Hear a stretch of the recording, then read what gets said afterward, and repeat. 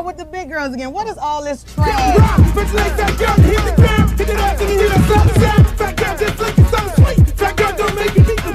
Fat girl just shake it, don't break. Big girl, let me see you do a spin. Let go, let me see you touch the ground. Shake it out, take it out, back down. Top beers in the house. Burn it all back. Work it, work it, work it, work it, big girl, big girl, big girl, big girl, big girl, big girl, big girl, big girl, big girl, big girl, big girl, like you around. Fat girl keep going, don't quit. Fat girl just move the damn hip. Fat girl keep down, don't stop. Fat girl wanna see the pop. Shake it stuff, fat girl, take it fast. Fat girl nigga wanna see that. Fat girl bounce like a pro. Fat girl go what you know. Fat girl shake till you rip through what? On the web that's hard part two. Looks in the house, y'all know the game. Fat girl don't have no shame. Shake that back, back to the beat. Fat girl shake it, jiggle like me. St. Louis, back to the top. Fat girl like to do the rap. Work it, work it, work it, big girl, big girl, big girl, big girl, big girl, big girl, big girl, big girl, big girl, big girl, big girl, like do the rap. Hey, hey, more hey. Let me hear you say hey, hey, hey, more hey. Big girls like do the rap. Shake, work, shake, work, shake, work, shake, work, shake, shake, work, shake, shake, work, shake, work, shake, work, shake. To the ground, to the ground, to the ground, to the ground. Now sick of this. Now I want to show y'all a real show with the big girls. Oh, fat girl, brought 3. Can't hang with 100% beat. Fat girl know the happen, no quit. Fat girl run like you own it. Put your hands on your hips and grip it. Nothing new, I'm loose like it off the net. Fat girl bring the crew to top the climb. If not, I'ma pull the business down. Fat girl bounce hot, stop tripping. If you do get chicken and hot bitch with a lot of rock, come to the night speed. I really shit get the day in the world team. Bounce fat girl, show the boys a shot. If you see if the fat or not, don't put fat girl, y'all like the damn nigga. Let me see y'all do the rap.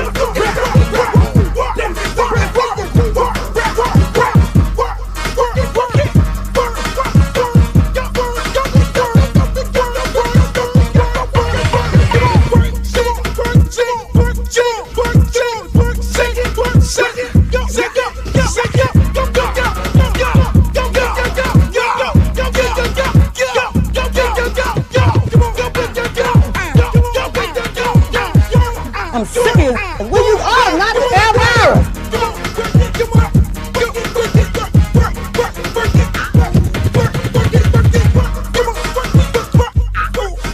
Oh, not the Britney Spears. Hey, how you doing?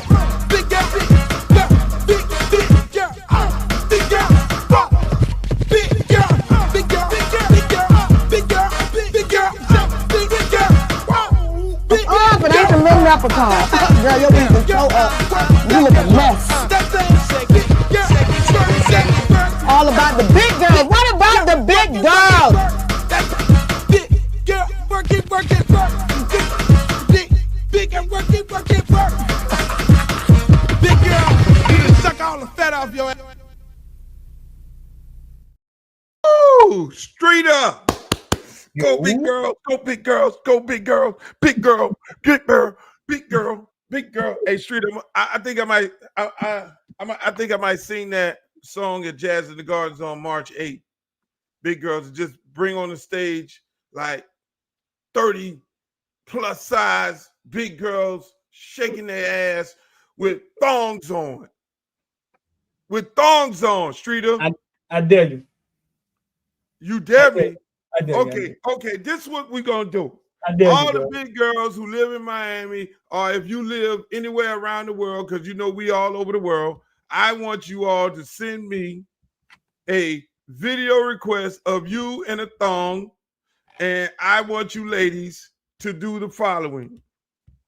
I want you to send your video and be prepared to come to Miami on March 8th, and I want you to get on stage and perform in front of 60 to 40,000 people at Jazz in the Gardens with me.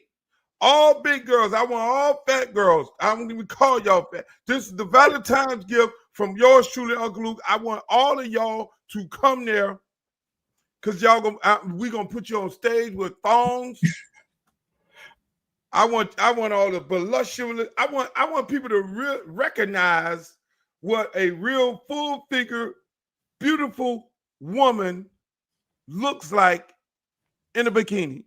You don't have to have a thong. Just have a bikini. Streeter, and you don't believe me. I don't believe you. Streeter. I ain't buying it, though. Obviously, you have not went to any of the Luke shows. I guess your mom didn't allow you when you were a kid to come to the Uncle Luke shows, because I do push an envelope, my brother. I pushed the envelope, Streeter. I've been to plenty of them. Really? Name your show. Let me certify you as a. See, they got the Beehive. They have the what the other girl, the little skinny girl who date Travis Kelce. They got the what her name? Taylor Swift. The Swifties and all that. They got the the honeybees and everything. Listen. What you got? The Shones? No, I got the thoughts. What you got? What you got? The Shones? The Luke girls. I got the Luke girls. You know, I'll tell you a whole story about the Luke girls later on, but you don't believe me. I'm gonna do that. Hold on. I told you, bro. I told you. I was in Beaufort, South Carolina. Y'all came through, and the Luke girls had lifesavers on a stick. Oh, and they was taking the lifesavers on the stick, and they was sticking them in themselves, right? Sticking them in themselves, performing, dancing like strippers do. Sticking them in themselves, and they handed the lifesavers to them country niggas in Beaufort, South Carolina, in the crowd. And them dudes started eating the lifesavers, and I was like, oh, and then I sung the song. Then I sung it. Hey, and you were like that. That's my dog from the crib. That's how we do it at the crib. That's my dog, and you just rode them old country bumpkins for a whole month. I know I wasn't eating on them lifesavers. I was like, nah, we ain't doing that. hey, before we start up, ladies and gentlemen, welcome to the Nasty Work Podcast. It's yours truly, Uncle Luke, and my main man Streeter right here. We do this thing Monday, Wednesday, and Friday. I know we missed Wednesday because I got a little tied up. You know, every now and then I get tied up. You know, so it's best when it's my weekend for my son to be here, so I don't get tied up. You know, but no, I really didn't. That didn't happen because I'm trying to be single and not get tied up. People want to tie me up, but I'm not going to allow that to happen. But we like to welcome you all to the show. Hey, it's a beautiful thing. You are in the comments. We are live right now. You can post your comments on there. We're on 6 different platforms. We're on Streeter, everywhere football field is located at. You're on Uncle Luke TV. YouTube, you're on X, you're on everywhere. And then we do rebroadcasts of the show also. So if you got anything that you want to share in the comment of some of the things that we're talking about, please do so. But do it discreetly, because if you act like an asshole, we're not going to post, or we're not going to even talk about what you're talking about. But Streeter, how was your week going, man?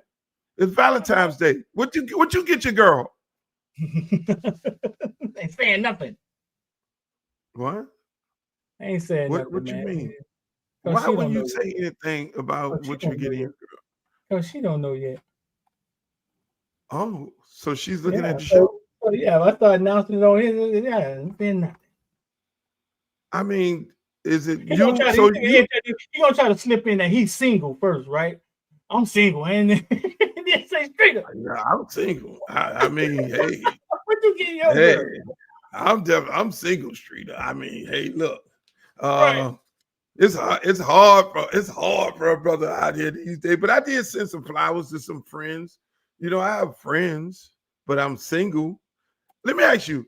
I was on TikTok, and there was a question: are you single until you get married? Are you single until you get married? No, because nobody operates like that. Only women saying stuff like that is women who are about to break up with their man. Really? Yeah. Are you single until you get married?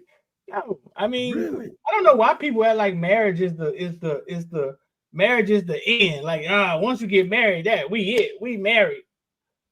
Motherfucker, divorce be right around the corner. Listen, Streeter, it was about 8 women at 8 different times got on the TikTok. And y'all can follow me on TikTok, Uncle Luke Real One also. I'll be on there. I'll be having a good time.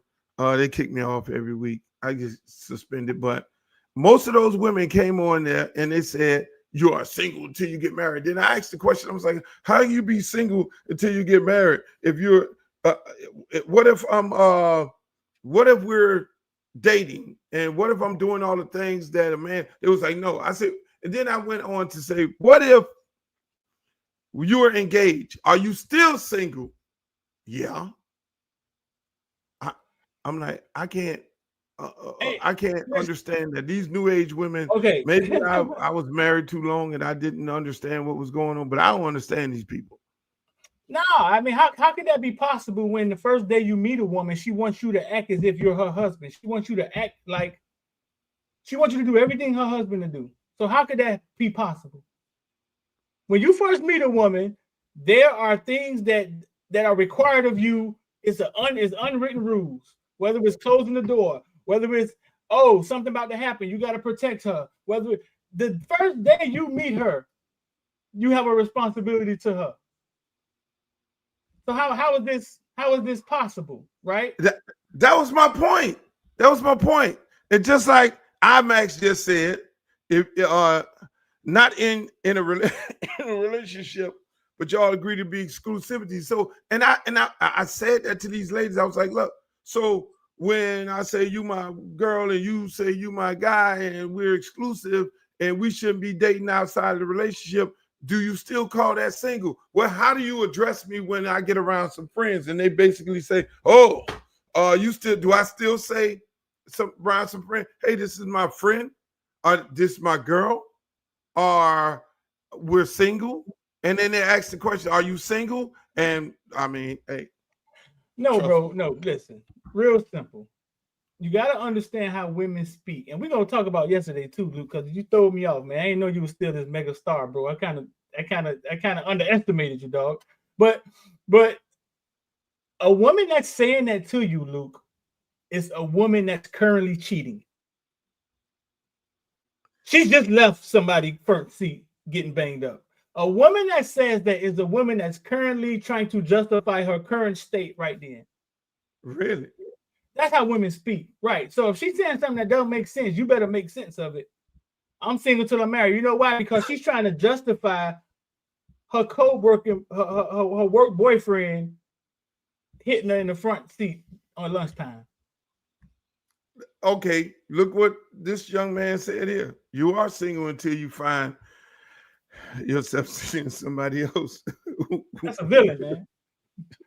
That's a villain, man. Hey, these villains are something else. But hey, that was an interesting conversation. But for all y'all who celebrating Valentine's Day, you know, I wish you have a great one, because I know if I had a woman, I would obviously, you know, I think the cheesy thing is, you know, how they put the balloons in the room and then do the little flowers. Don't do that. Don't do that. Everybody does that. Somebody already smashed your girlfriend if you just had her for the first year and this your first Valentine's Day. Some dude already did that. You're gonna have to get a little more creative. The flowers in the room, or taking them to the executive motel out there on Okeechobee. Have you ever took a girl to the executive motel on Okeechobee? All of them. You took all your girls over there? Oh no, I've been to all the hotels. You've been to all of them? Did you ever, oh my God. You ever get crabs in one of them hotels? That's where you get that song from. They got mirrors on the ceiling, they got mirrors on the wall. That's where you get the shit from. Whoa! That's exactly where you get it from. Because I ain't never been to nobody's house in Miami Gardens with mirrors on the ceiling. I have not been there. You got that shit from the Presidente. I did not. That was not my song. First of all, that was not my song. Number one. Okay. When I was young, when I was in high school, yeah, I went, man. Yes, when I was young in high school, I went to them places, man. And one time I got crabs. I ain't gonna front. I had to get 8,200. I cut everything off my little PP and everything. Hey, look, it was bad. I vowed to never go back to one of those places again in my life. And then the executive hotel, they didn't step the game up. They got the little rooms over there. They took me over there one day. I did a shoot over there. They got the game stepped up. I think it might be a little clean in there, but you got to watch where you lay your head, man, because them bed bugs is something else. But back to Valentine's Day, don't do the little cheesy thing. Don't, Luke, that ain't your song, Luke. Whose song is that? I got mirrors on the ceiling. That ain't your song. Ask the villain. Ask the villain. Whose song is that? That's not Uncle Luke's song. I got mirrors on the ceiling. I got mirrors on the wall. I got mirrors in the bathroom, so I can see. That's like Big Ace or somebody. I don't know. Sound like Jam Pony. Sound like a Jam Pony tape. Man, that sounds like that's how Big Ace Jam Pony. Like God bless all the brothers, like. Man. So listen, yesterday we went out, had a meeting in a nice little area, right? So me and Luke conversating in the public, right? And then the happy women start walking up. They want to take pictures, and they be so happy to meet though, right? You say that's Jam Pony Express. The Jam Pony Express, that's crazy. And they walking up, and I'm saying to myself, damn, some of those still mega, you know what I'm saying? He's still a mega star. I thought I could just sit out here and talk to him in public without people walking up, wanting to take pictures and all of that. I underestimated you, dog. Hey, listen, man. A lot of people have a tendency of underestimating me. I mean, hey, Streeter, see, we hang out, and that's what happens. We hang out. The places where we do go are places that, like if we go to Smoke on the Water, shouts out to Smoke on the Water. That's Jason Teller, part owner of that cigar bar in Weston. I go to cigar bar over there, another place. I ain't telling y'all because I don't want some of you people going there. But those people know me. I'm a regular there.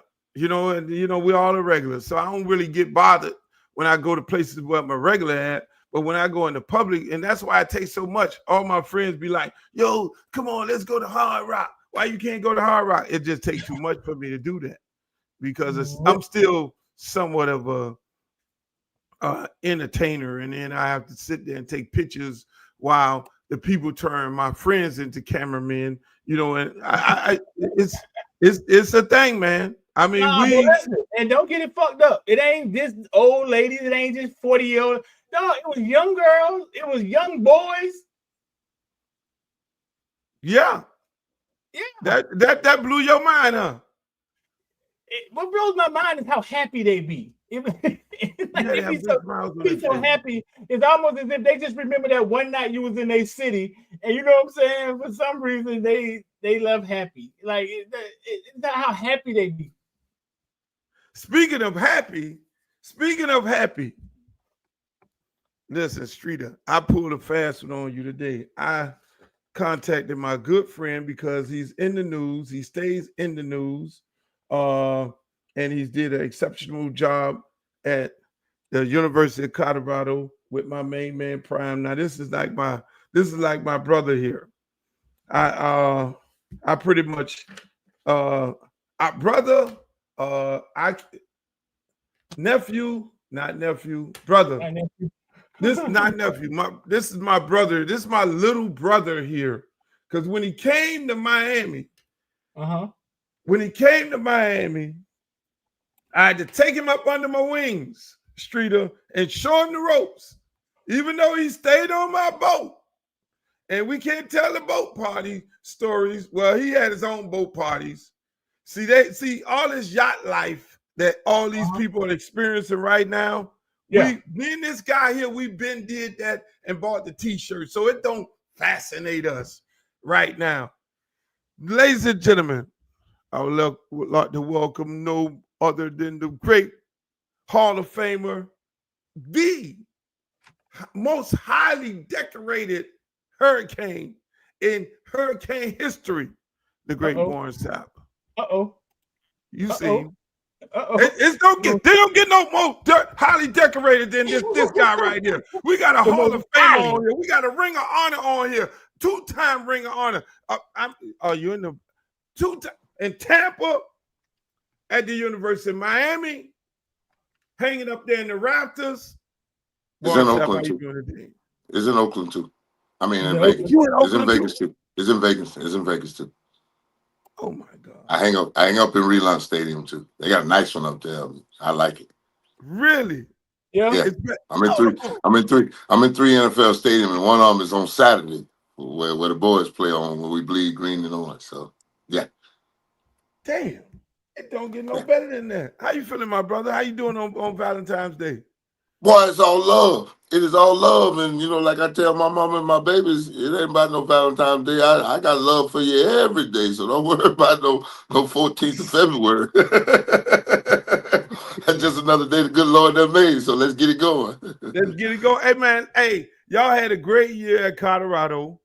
It was a No. beautiful thing. No. We're going to stop using the word great like that. We going to stop. We had a good year in Colorado. We A had good a year. good year in Colorado. We had a You good You year. wouldn't say We had a coming good for year. 4 games to downgraded the win. good. No. See, I got a skewed mentality. I was raised 12-0 when we racked it every time. So I need double digits to even be talking about a very good year. You know what I'm saying? I need double digits.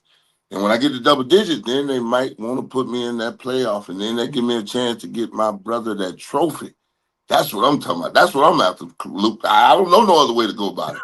I got my national championship. I got my Lombardi trophy. I got 2 of them. I got one in college too for the lineman of the year. So trust me, I know what the championship look like. And 9 wins don't get you there. That's a good year. That's a good start. We got our feet wet. We got a foundation. Now we're gonna see if we can put up some pillars and a roof on this thing and have us a barbecue out back. And you two definitely invited. Hey, you already know we're gonna be there. Hey, man. Yeah, You lost your partner in crime to the University of Miami. I yes, I mean, do. I know that's your man. I know that's your dog because You know that. You know that. You know that. Hey, you said it right. My partner in crime. I mean, I lost both of them. I lost Dancy to Mississippi State, but he wanted to go home where his baby was. I understand that whenever he was going home. And I understand with D-Lou too. Ain't nothing like going home to Green Tree. Ain't nothing like it. And if they're going to let the inmates run the asylum, I told them to go run it with an iron fist because there ain't but one way to do it. And he promised me he'll do it that way. So I gave him my blessing. I said, go ahead, my brother. I said, go ahead, do your thing. And, I'm in a real good spot. Most of my D linemen coming back. You left me with a nice little stable to run with, baby. So I thank you for it. So we both in a good spot. That's a beautiful thing. Yeah. Streeter. So yeah. So what's up? What's up? You got your glasses on So like y'all you in the nightclub and shit. What the hell going on over there? You know what I'm saying, man? You know how I do, man. Got my I, you know, glasses on, man. Got a lot going on over here in my eyes, man. you We having a lot going cool. on. You so cool. You sitting on ice and it ain't melting. I got you. So listen, so tell me this, man. You was a part of a situation with a kid, Travis Hunter, where he played both ways the whole time. like this ain't no put him on third down. He played both ways the entire time. And as a Hall of Famer, you've seen some great guys. Like, how was that experience in watching Travis Hunter go both ways full time? Most unbelievable thing I've ever seen in football in my life, and I've been around football and some bad ones. I've had Jerry Rice on my team. I've had Randy Moss on my team. I raised Ray Lewis. Derek Brooks was behind me. Rondé, Simeon Rice. I've had some bad mothers with me. Dog, I think it was week 2. And I had a preview because I went to the TCU game the year before, the first game when he made that pick on the goal line. That was my first introduction to him. Man, week 2, we in this thing, dog, and he running around his mother, run a 9 route. He covering the DB, and he covering the receiver, and the receiver want to make a play because it's Travis. You want to make the play. They go up, fight for the ball. They don't get it. He jump up, pissed. Travis jump up, smiling, laughing, turn around, run back to the huddle. We switch sides. He get the call from the receiver coach. He runs a 15-yard dig, catch the ball, and take it to the house. I look, I'm like, are you kidding me? I mean, they're doing it with a smile on his face the whole time, too. I mean, laughing and giggling, running back, coming back live. I'm like, I look at D'Lo, I said, is this real? Because I know I was a dog in practice. Man, runs circles around me. Circles. That's a bad boy. That's a bad boy. I call him the unicorn. I had never seen anything like it, and he's one of a kind. Holy smokes. Damn. Hey, let me ask you this here. So, I mean, you probably one of the most analytical persons and know the game is better than anybody that I ever met, anybody I ever talked to, anybody ever know.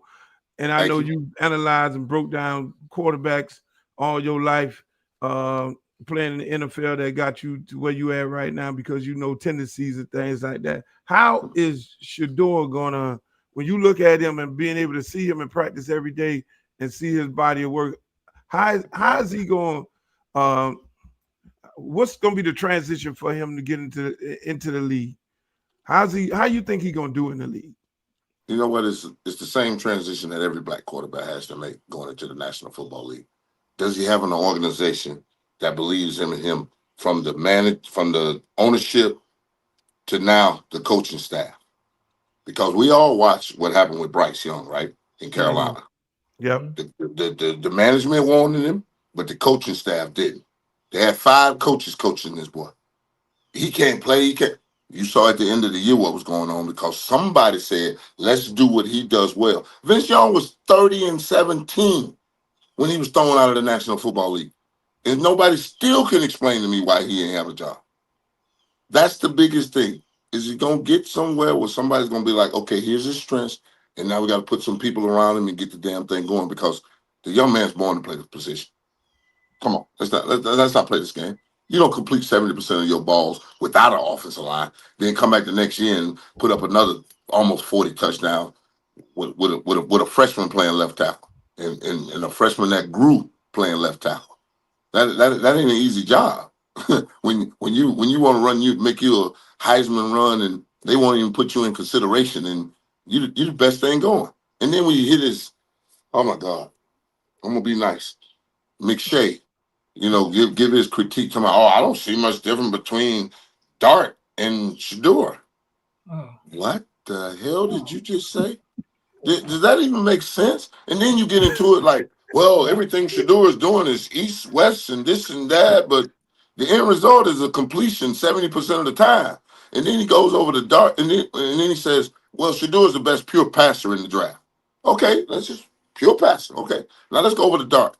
Yeah, Dart's trying to do this and trying to do that and trying to get up in the pocket and trying to keep the drive going. I said, yeah, one quarterback trying to do and the other one is doing. And you notice the first year I saw some maturation in Dart. So the first time Dart wanted to listen to one of the best play callers in the NCAA and Lane Kiffin, who I've known since he was 18 years old, we finally seen some maturation in Dart. But you comparing him to the best pure passer and you don't see much difference? Man, turn in your damn scouting report, man. Stop the bullshit. Whatever you talking about, make it make sense to yourself before you come in front of the world and say that shit.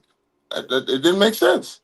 No. You said something interesting. You said black quarterback. We've seen great black quarterbacks come out of college, but what happens in the pros to where you have to say, well, if an organization gets behind this guy, or what's the difference? Okay. It's like having a pretty girl. And, you know, some people say you show me a pretty girl and I'll show you a dude running from her. If an organization is not going to implement systems and people around him that can help this young man, it's going to go to waste. We've seen the Jamarcus Russells. We've seen the Justin Fields. We've seen this. We've seen people with talent get into systems and they try to create them into something that they're not. Luckily, Cam Newton came in. They say, hey, man, we're going to do this thing and run. Cam Newton, there was only 2 running backs that had more touchdowns than Cam Newton when he was in the National Football League. That was Adrian Peterson and Shady McCoy. Utilize the talent that you have.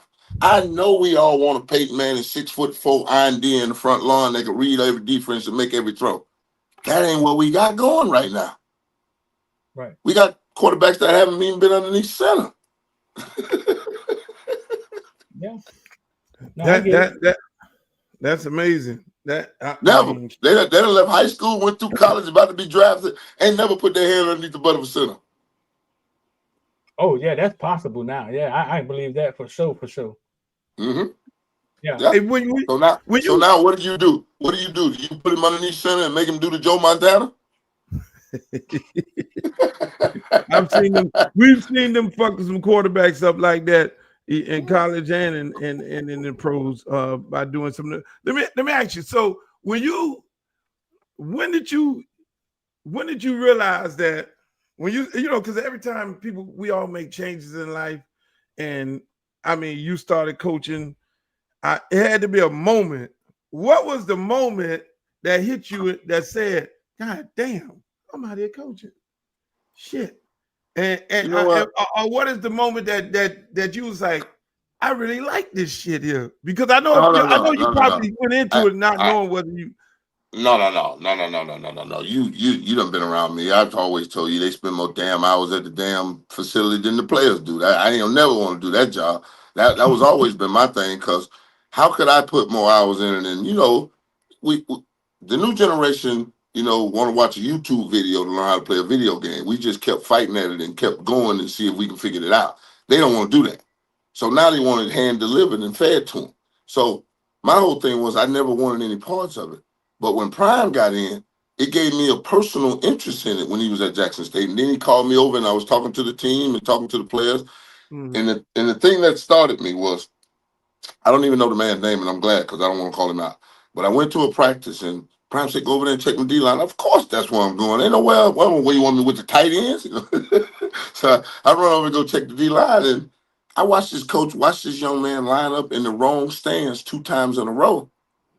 And on the 3rd time, I turned and looked at him. I said, Coach, shouldn't he be in the other stand? Yeah, your mother, blah, blah, blah, and just went to cussing. I mean, I'm like, wait a minute. First of all, I should be the one cussing at your ass because you just watched him do it twice. And I'm like, and it's just the tackle in me that his feet got to be the other way because if it ain't, he gets turned over. So I say, shouldn't his feet be the other way? Oh, your mother, he just went to cussing. And I just turned and walked off, and I went back to Prime, and I went like this, and he looked at me, he said, what's the matter, big fella? I said, he's not coaching, he's cursing. That's not teaching, that's not instructing, that's just cussing. That's all he was doing. And I couldn't take it. And you know me, I cuss like a sailor. And I give a sailor a run, at any moment sometimes, but it really struck a chord in me, and I said, I can't come to Mississippi. That's death to me. It's an 81-year-old black man's a boy in Mississippi. I can't. No, you ain't. No, you're not about to talk to me that man. So when he got the spot in Colorado, that's when we made the force together. He said, "You go get your thing. I got a spot for you." And ain't nobody was looking for me to get me off the couch. And I'm like, he said, "Only thing you got to do it. Call me on mine." So we put it together. Hey man, that's a beautiful thing. No. Now I'm gonna tell you the moment that it hit me, because I went to go visit him right before that TCU game. Because he called me up and said, "I got some dogs now. I got something you can come talk to him for me." So I went out to go visit him. My hip was killing me so bad, I couldn't have did nothing with nobody if I wanted to. Low, his trainer, I had never had acupuncture in my life. Man, this woman put her hands on me, acupunctured me up, told me to go get in that hot tub, cold tub, do contrast. And while I was in the hot tub, all of a sudden, Dion's got a picture of this. I think 8 or 9 of them was in there. And Luke, I had never been, and I've been around some NFL dudes at the cigar bar. Yo, man, give me your number. I call me. I'm over here working out. Come show me some. They never called. Man, these kids almost like they had done did the Matrix and stuck a wire into me, Luke. They were sucking everything they could get. What about this? What about that? What about this? What about that? Well, and we ended up doing little things, and I'm laughing at them. I'm like, y'all can't want this bad. And they looking at me like, what? And I'm like, is this what's going on? Because if this was going on, I want a lot of this. And so I went, and I had to finish all my stuff. That was the thing that ignited it. Man, when I got everything situated and he told me to come, the young man used to call me and say, "Meet me at 6 o'clock in the morning, coach." I'm like, yeah, I'm up at 4:30 any damn way. Hold on, right there. Hold on. I know you was getting ready to go streeter. Please say that again. What time are you up in the morning? 4:30. 4:30 in the morning. So here's this big thing of all these Canes fans. Why Warren Sapp had not been coaching at the University of Miami is because they have this notion, and I've said it to them on numerous occasions. Oh, Warren Sapp did not want to get up at 4 in the morning to go to the University of Miami, and so that's why Mario don't want him coaching over there because he gets up. That was the barbershop talk. That what it was. I don't get out of bed. Yeah. Oh, they don't know the rules. You just want to fish. Warren Sapp don't want to be, man. I be waking up and dead. Yeah. Sleep when you dead. For all y'all Kane fans out there, I asked for the same job that Dion gave me, senior quality control analyst. I asked for the same job at the University of Miami a little bit time before I went to Colorado. Right before Jason Taylor showed up and my Hall of Fame brother showed up. The first ballot Hall of Fame brother and number 99 in your program, number 2 in your heart. I'm number 1 in your heart. Don't do that. So a certain person told me he wanted his analyst to work 20 hours a day. So I needed sleep and at least a meal, I get more than 4 hours of sleep, more than 4 hours. I get more than 4 hours. So I was going to need a little more than that if I was going to do the job. I live an hour and a half from UM. So the drive alone puts me at 21 hours. So do I get a lunch break? So you asked for the same quality control job at Miami, and he said he wanted it 20 hours. No, he said all his certain individuals say all the analysts work 20 hours a day. 20 hours. I don't even know if that's legal. Hey, so listen. No, you don't know if that's physically possible. You mean right? So speaking of TCU, right? Now you gotta be honest on this one. You were there, like when the HBCU coach brings his HBCU quarterback to Power 5 football. The world is watching. Colorado is about to play their first game. Did you have any inkling that Colorado could beat TCU in that locker room?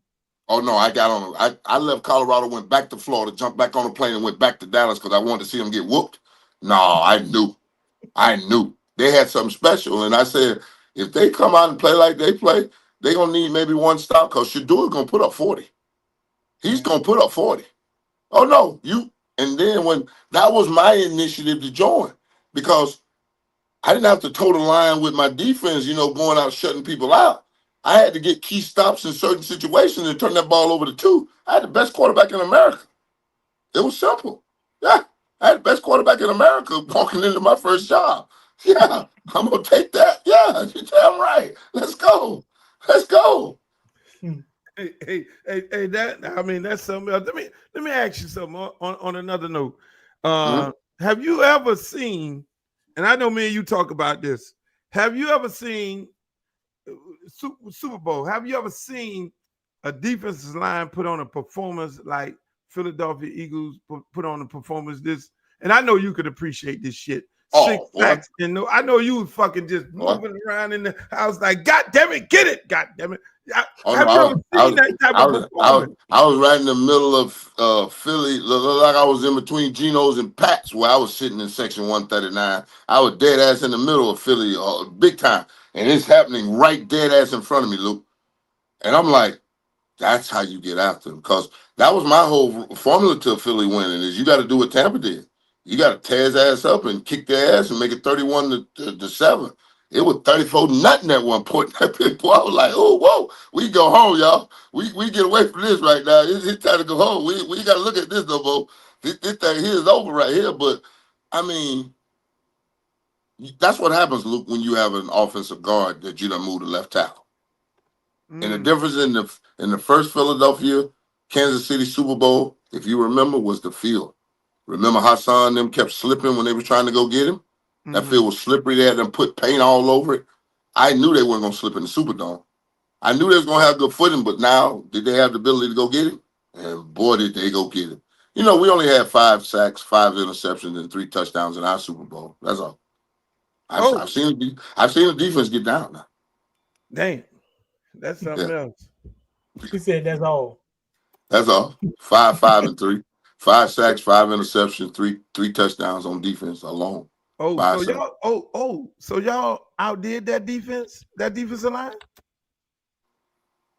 No, they had 6 sacks. But I don't think They had 6 sacks and a much more mobile quarterback. Yeah.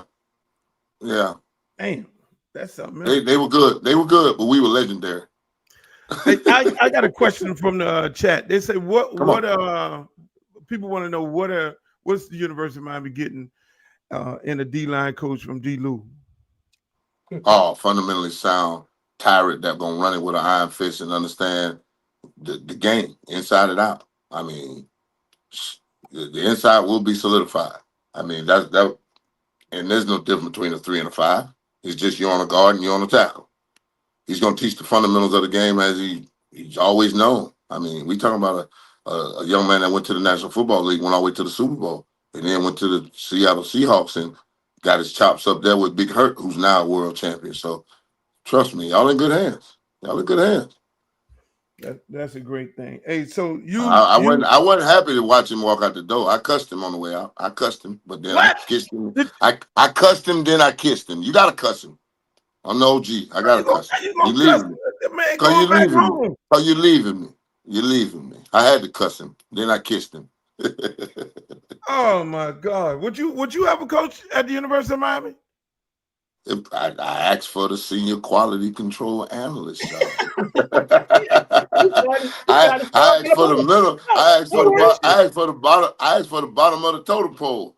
I ain't gonna. It won't start that. It won't start that the next time. So hey, you know, like Ray Charles say, Mama say, like Ray Charles say, Mama say ain't nothing wrong with listening. You're killing me right now. You're killing me. Ain't nothing wrong with listening. So are you still quality control analyst? No. I'm on my way to the job next week to go sign my new contract, and I was told I'm getting a promotion, so I want to see what it officially says. A promotion. Ladies and gentlemen, a title.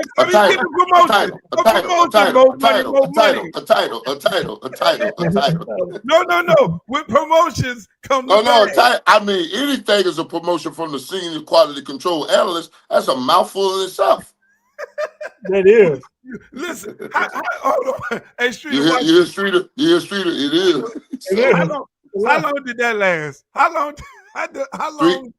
Almost 3. Almost. If I get to April 1st, that's 365 days. No. You probably was they gave you the quality control job, analyst job at the beginning. And what game did you turn to start coaching? No. I had GA and senior quality. I had a slash. I was GA / quality control senior analyst. And then they changed the rules so, you know, they was like the GAs and your senior quality control analysts can coach. And I didn't have to go to class no more. So they swiped off the GA off of it, took away me going to class, and then I could coach. I'm like, what a wonderful situation. Thank you, NCAA. That's beautiful. I wouldn't mind going to class. You know, ain't nothing wrong with learning something new every day. But shit, I just get to teach now. But they let the bat out of the cage. It was over there. Come on, baby. I get it. You done see me, Luke. You done see me, Luke, when I get me one of them D linemen in front of me. What we gonna do? Come on. I already know. People don't realize this man been coaching forever. Street. He would come out to the school and start coaching them dudes. I remember this one thing he told one young man. He was like, "Man, take the motherfucking gloves off, man. If you're gonna put gloves on, they need to be shiny. So when you go wax on and wax off, the whole lineman, I go here, then you hit him with the." I'm like, "Oh Lord!" Flash them, baby. Who don't like head and hands? Put your hand up. That's what I tell them all the time. You gonna give it to them. They going for it. They fighting. I tell the girls, just give me a head. Don't give me hands. Listen, man. Don't make me get nasty. You don't like your nipple rub? No, you don't like your nipple rub? You don't like your nipple rub? I'm nasty. You don't like your nipple rub? You don't like your nipple rub, Luther? Come on, Uncle Luke. Uncle Luke, you don't like your nipples rub? You don't act like that. Only one work, man. Only one side work, though. Only one side work. So listen, Sapp, coming out of Apopka, right? You was coming out of Apopka. No. Let's get it right. Hold on. Don't have my grandmama roll over in her grave. I came out of Plymouth. I went to Apopka. You came out of Plymouth, but you went to Apopka. Yeah, Coming it's my out of high Plymouth, school. Apopka is the high school. Apopka is the high school. If it was 2025, how much Miami would have had to pay you in NIL? Like, what do you think you would have been worth? All right. Can we stop with the screaming of NILs, brothers? Can we get to the gist of it? NIL is the Trojan horse. Uh-huh. What's inside of it? Talk to The us. collective. The collective. Yeah, the collective. Mm-hmm. That's where the money comes. That's what's coming Because from. the NIL would be your name, image, and likeness, right? Mm-hmm. So that would mean Coca-Cola, Pepsi, Sony, Mercedes-Benz, Sony, right. TCL, the TV people. So what can we call it? What a commercial if you ain't see Dion and his sons. What a commercial. No. You tell me what a commercial. I mean, Cam Ward is the greatest UM quarterback ever to put on the orange and green and don the U on his hat. How many commercials did he have? How many NIL deals did he have? He should have been plastered. He should have been plastered all over Dade on 95, 395, 195, 826, 836, the Florida Turnpike, the Golden Glaze interchange. What I miss? Oh no! The train. What it is? Boy, up and down the bright line, killing people. Bright line. Hey! I said that. And they wanted to shoot me around here. I said that. I was like, hold on. If you look at what y'all are doing in Colorado, if Cam Ward would have had that same energy, I think it would have been the numbers would have been a lot different when it came into the Heisman Trophy race. I don't know if he'd have won it with the two-way guy, but then with your you can't beat the unicorn. But you can't beat the unicorn because when you talking about a man that played. What's that? 400 and some more snaps. How many games is that? That's like 5 games, ain't it? Yeah. Yeah. So then played a season and a half with the number of snaps, but we could have had a campaign. What was the campaign? Right. Yeah. The greatest quarterback that ever went to UM. It ain't even funny.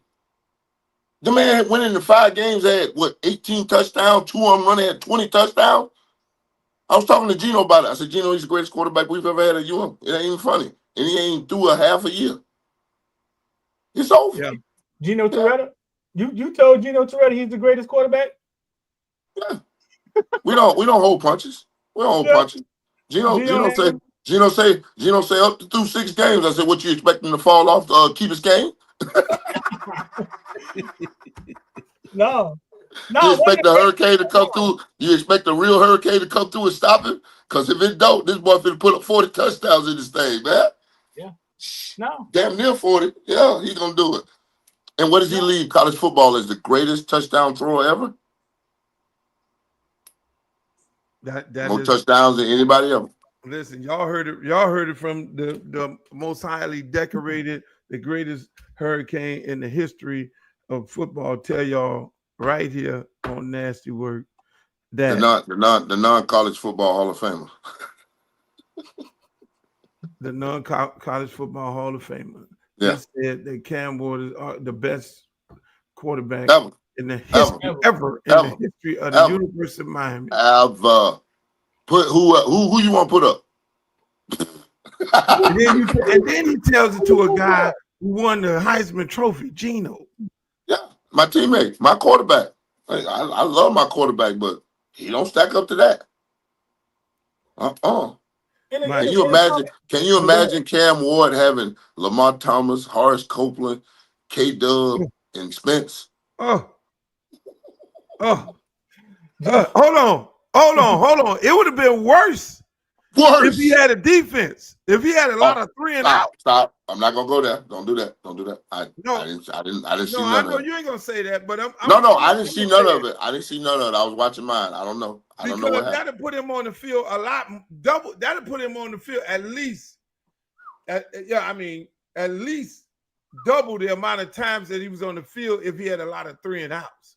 And we're not gonna bash nobody. We ain't getting I didn't see it. I didn't see it. If I didn't see it, I don't know what we're talking about. I just saw the score. That's all I saw. Yeah. No. I saw the game. I had to, I had I thank God for the networks because they would allow me to see Colorado at one time and Miami at another time. And I think it probably was one game where I had to have two TVs going on. So I had to keep an eye on both of y'all ass, because y'all my guys. Prime and you and all y'all, I gotta watch y'all. I gotta see what y'all doing. And ain't nothing wrong with that. Watching Miami at the same time. Keep a watch for it. But if we, I'm just saying, not that, I'm just thinking while you was talking, if we had more stops on the defensive side of the ball, that means he'd have been on the field more. And it would have been, his numbers would have really been insane, huh? Boy. Because it's about going 3 and out. It's all about going 3 and out. 3 and out or get the ball back. That's the way you call it to your defense on the way to the field. 3 and out or get that ball back. Let's go. Oh my God. That would have been, Jesus. Straight up. It was something to watch. Sapp, listen, y'all faced Kansas this year, and Devin Hill with 37 carries, 200 yards versus y'all, right?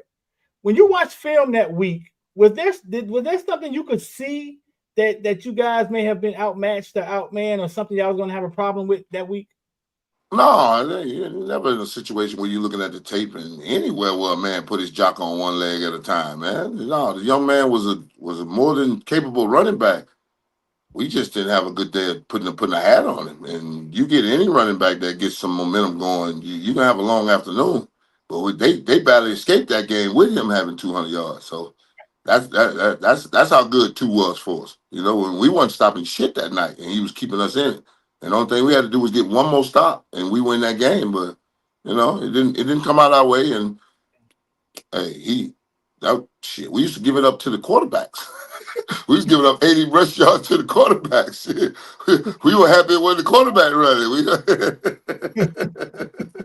Damn. Hey, we were trying to put fill this thing up, early in the year there, Streeter. Don't do me like that, man.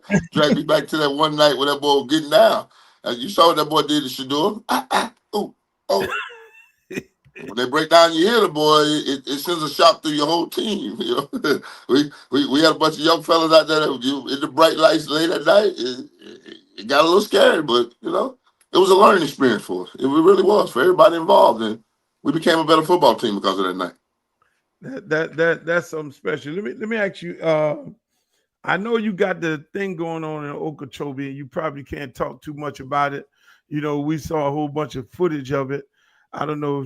Street. I think the footage do all the talking for me because like me, you know what, Luke? The thing for me is when you take the emotions out and sleepless nights and I'm worried as hell that I gotta call Prime and tell him on my way out of jail and I don't have footage and just get out and everything I worked for in the last 2 years could be gone in a blink of an eye.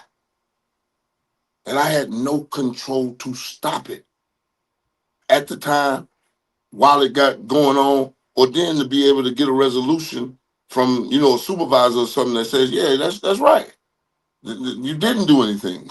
we shouldn't have you in this car. We shouldn't have handcuffs on you. But yeah, man, you know that says a lot about Prime. I know we haven't talked that much about him. And you coaching with him, and just mere fact that he gave you an opportunity, when a lot of people haven't given you an opportunity. Can you talk about that? Yeah. The thing it is that I love Prime like cook food, because my brother reached out for me and said, "Get on your path, and I got a spot for you to land." And I remember when I was going through the process of the background check and everything, because this ain't no easy thing. He had to go to the athletic director. The athletic director said, if I mess up, your job too. He had to put his job on the line for me too. Mm-hmm. So I knew that I wasn't a 20-something-year-old badass that just left the University of Miami on his way to Tampa, finna take the doormat of the National Football League and turn it into a destination, or the one that went to Oakland. I'm not that anymore. I'm a father of 6 now.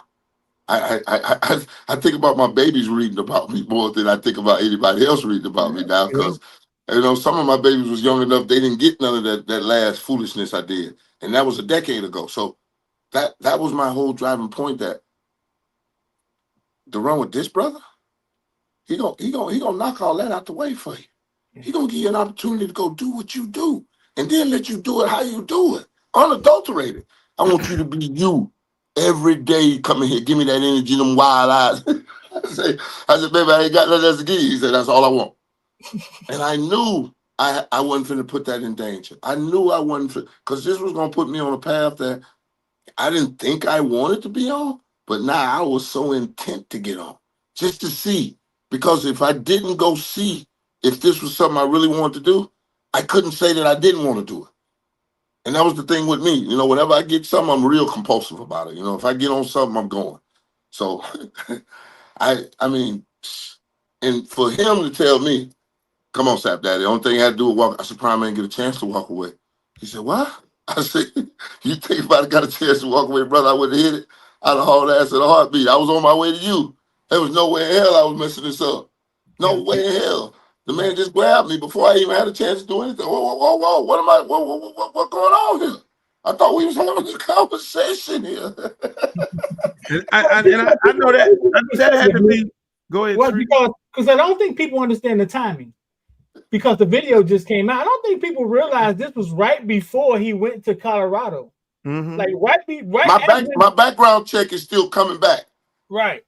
They still, talking to Prime about what's going to happen, whatever, because I don't get there until April 1st. Right. So we talk about February, March, April.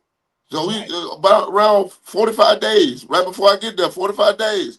There's no way this hits the paper. I'm arrested for obstruction without violence. Gone.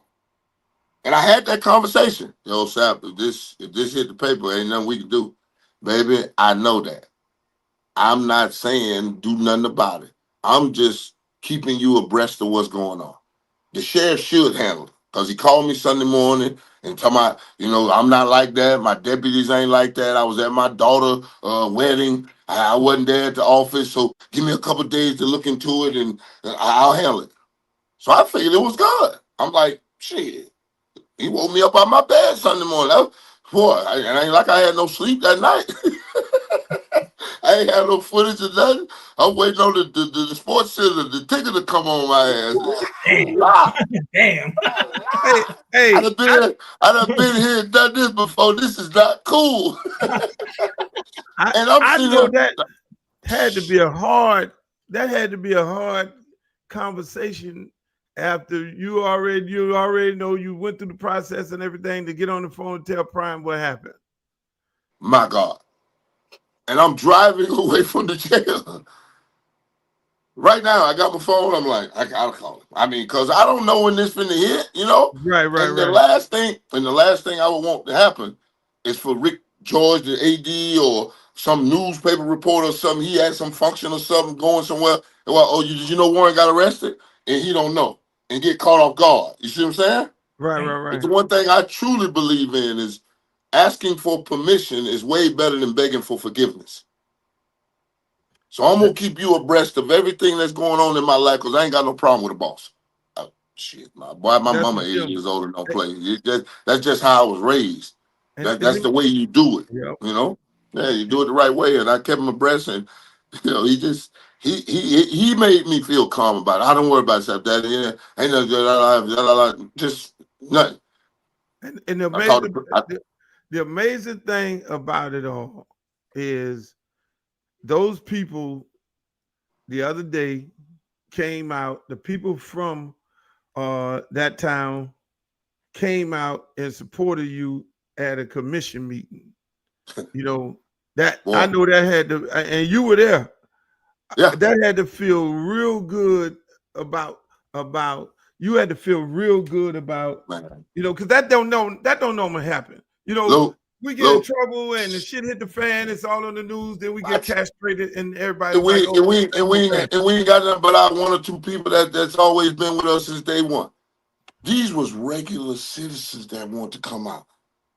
These were regular, some of them were activists and whatever that heard about my story, but some of these was regular Okeechobee citizens that wanted to come out and say, this has been going on for too long and this has got to stop. Uh-oh. You don't arrest a man, you don't stomp on that man's civil rights like that. Stomp on him and wipe your feet. It ain't that it's him. Because if you do it to me, and here's the kicker.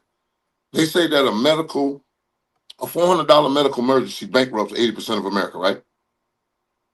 What does a $750 bond and another $260 for the body cam footage do to you? It makes it unobtainable. It makes it unattainable. So where's the account? And the part is, I just wanted an apology. Just like he called me that Sunday morning, I wanted an apology officially. Give me an apology, and I'm gone. I'm going to Colorado. I go to Okeechobee to hunt and fish. I got enough gas to go up there and get back. I don't even stop at the gas station. Yeah. You bring the snacks with you. And my people up there got it on the range. We cook that thing up nice and hot, get a nice meal, and then we take off again. I'm on the highway when I go through Okeechobee. You know, you want me to go to the Okeechobee Steakhouse, which I go there because there's a beautiful steak there, a nice little lunch. But other than that, I'm in the woods. I'm on the water. But let me tell you, I had never seen an Okeechobee deputy sheriff before.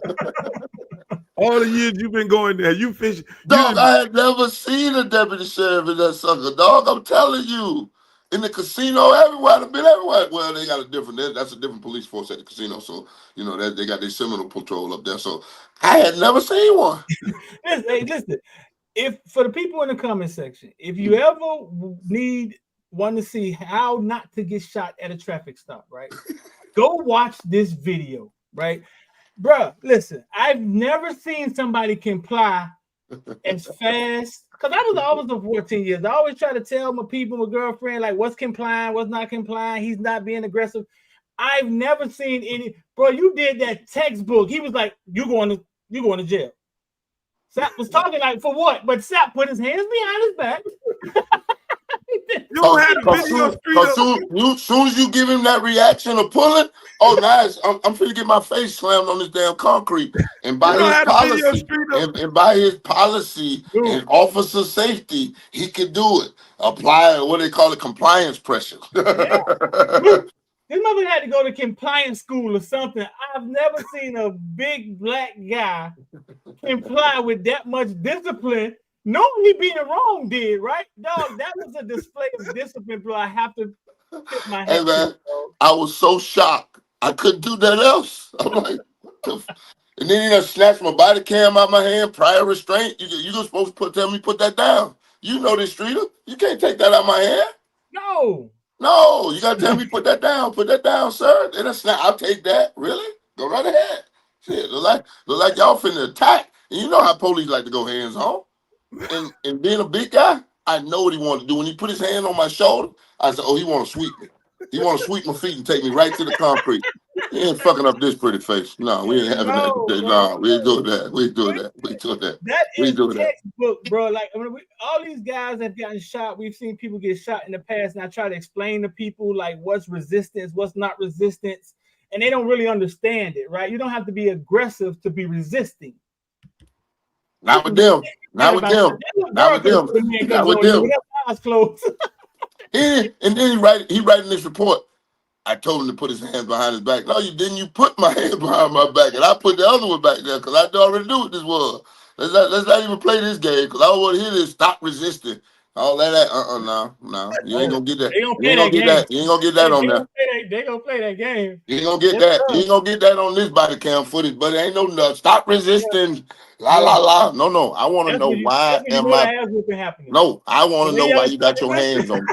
I want to know the law. Why you got your hands on me? Why am I being detained? We'll get to that in a minute. You need to get to that now. You need to get to that now. hey, when they put their hands on you, you know that's time to go. What? You might well go ahead and put your hands behind your back. Take it all the way. When they put their hands on you, take it all the way down to the floor, fellas. Don't take it from 0 to 100. Take it from by where you were, 60, whatever, and take it to 0. Get in the freezer. Get in the freezer. Make Right. sure the body cam running. Get in the freezer. Don't even think about you know what? Because all the times we watch all the videos of every time, what do they always yell to every black man? The only thing you gotta do is comply. Not resist. Yeah. The only thing you gotta do is comply. Shit Hey, don't matter to them. we got a question from the chat. One of the Come on, guys come on. one of the guys asked about Marshall Faulk. How you feel about Marshall Faulk joining the staff? We call it 3 the hard way, baby. Prime, Marshall, and me. We used to run that thing over at the NFL Network over there, banging that thing on. If you ever seen one of our specials with all 3 of us together, you know what we're gonna do. We believe in excellence. We breathe excellence. We breathe self-confidence. So don't let our self-confidence mess with your self-esteem. Because we gonna pour into these kids. This is about our homeboy. That's what me and Marshall say. It ain't about the money for us. No, it ain't never been about the money. Let's get with our homeboy and let's go do this thing. Because we know football. We know football. You talking about the dude that was sitting back there telling Peyton Manning, that's this coverage, that coverage, and telling Kurt Warner, hold on, watch this over here. The blitz coming over here. Check it. Yeah, we got weapons. Let me tell We you, got weapons.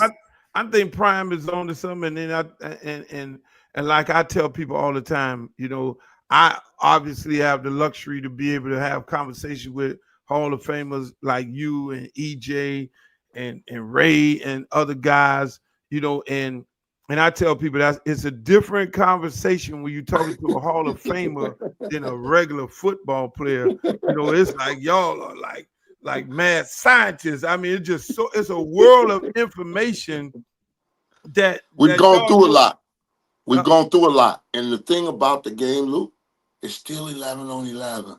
It's still about 11 on 11. matchups, numbers. It's about matchups, numbers. That matchup there, when you get it in motion, you know, where's that hole in the seam and the different things you have to do and how people like to attack people in certain situations when they want to go shot. It's like a feeling in your bones that you feel, man, that's one thing that Dion has better than, boy, I've been around a lot of great players, but boy, I never played with him.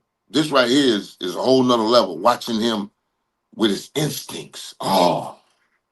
And he told me, Daddy, that was my problem last year. You know, with that last season. I didn't act on my instincts, but I ain't gonna do that this year.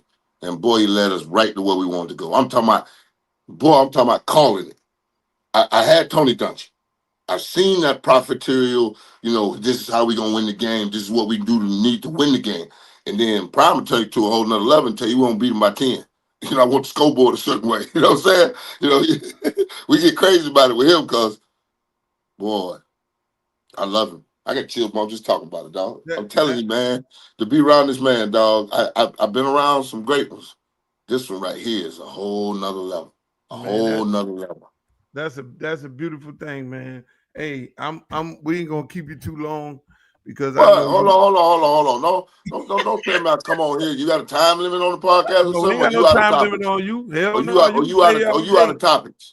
Or you out of topics? Tell me you out of topics. Tell me you out of topics. Or they closing the club over there at Streeter House. No. Let's keep going. Hey. So tell me about when Ray Lewis first got in the huddle. Dog. Tell that story. Tell these people that story. You know how full circle this is about to be, Luke? Uh-oh. Where am I coaching at right now? Colorado. That's where Ray Lewis got his first start. Really? This is the story I'm finna tell you. This is where we going. We playing Colorado. I think we ranked 5th and they was 9th or 5, 7, something like that. There's gonna be a fight in the mountains. You know, marquee matchup in the mountains. So Rob Bates was our middle linebacker at the time, linebacker from New York. Bates had done hurt his ankle. Rob Bates, the rapper? Yeah, basically. That what he played like, the rapper, yeah. Hold on one second. Hey man, I'm on the phone with Luke and Streeter. I'm gonna call you right back when I get off this podcast. So Ray Lewis come in the huddle, still wet behind the ears, sores in the back of his head. And I didn't know this, but I know this now. Because he never told me this. And he never told any of us, and I know why. He had a stuttering problem. But I didn't know it, you know. Only thing I know, I got 52 in front of me finna call the huddle. Yeah, Ray Lewis, the young boy from Kathleen up there in Polk County, Florida, Lakeland, stood up in front of me and said, "Case two." And them niggas, no, don't laugh, man. I just told you the man had an impediment, damn it. That's why I told you this. Laughing. No, I'm not laughing at the story. We laughing at. All right, good. You laughing at me telling the story. All right, cool. That's fine. Case two, and they broke it. I looked at them fools. I said, "Get your ass back in this huddle." So they come back here. I said, "You call this damn thing like a man. You kidding me?" That motherfucker looked at me. He looked up at me, and I said, "Yeah, like a man." And he said, "Case two." And I said, "That it is. Swarm. Ready, swarm." I said, "That it is. Let's go." And this was in middle drill, in the middle practice, 20 tackles and an interception later, he was birthed on the scene. And we had a brawl and everything in the middle of Colorado. Me and Cordell Stewart were talking about it the other day when we was out there playing golf. Man, it's crazy, man. I'm telling you, dog, full circle for me. When I stood there the first time, I said, boy, I'm standing here in 2024, 31 years after we had a fight now. Damn, I don't even remember that game. I didn't. You remember that brawl when they came across the field? Colorado? They had a brawl. They came across the field to get us. They ripped Dewey's helmet off. The Rock. I mean, my bad. Dewey. He ripped the Rock's helmet off. The Rock ran around with a big old afro looking crazy. Then they ripped KP face mask off his. Kevin Patrick, the defensive line coach at the University of South Florida, ripped his face mask off. We in there fighting. I done saved Coach E 3 times. I'm telling him, "Get your ass on the sideline, man. Get out of here." Buffaloes came at us, dog. Came at us. Keith Jackson on the call. Yeah, dog. It was beautiful. Beautiful. Ray Lewis, first start ever. All this in one, his first start. In Colorado, wow. Yeah. Marshall Faulk tells a story on how he wanted to play for the University of Miami because his high school team were Canes. Carver. They were orange and green. They were orange and green, yeah. The San Diego State came to Miami. You were there, right? And Marshall Faulk came to Miami in the Orange Bowl. Were you? Boy, jumped over the hurdle and hit the sideline and went up to sing. And if it wasn't for Darryl Williams, he was going to the house. Yeah, right. I was there. I think he put 128. They lost, but I think he had like 128 yards rushing. You ain't stopping Faulk. Yeah. You ain't stopping Faulk. You trust me. I didn't face him in the National Football League. You ain't stopping Faulk. You remember the play when I picked him up and slammed him? Yeah. They scored a touchdown on that drive.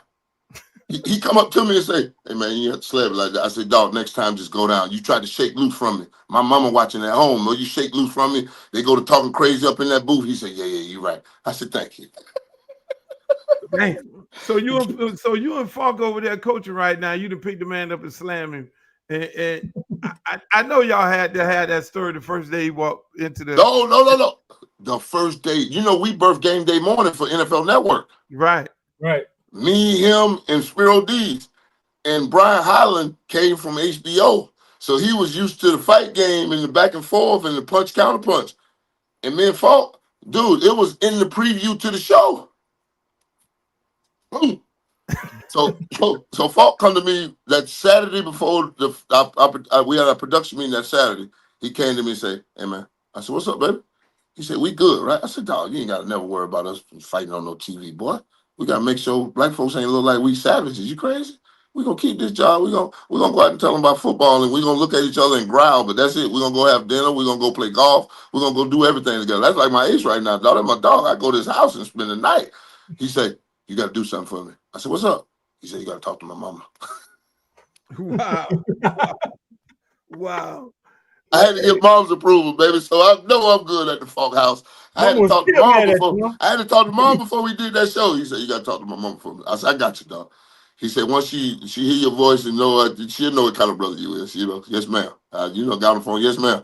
Boy, I said, "I'm so sorry, mama, but I had to do my job because my mama gotta eat just like you gotta eat, baby." She said, "You know what? I ain't think of it that way, baby." Hey, tell me, how was it playing with The Rock? I mean, I didn't play with The Rock. I played with Dwayne Johnson. We called him Dewey. Oh, that was my partner in crime.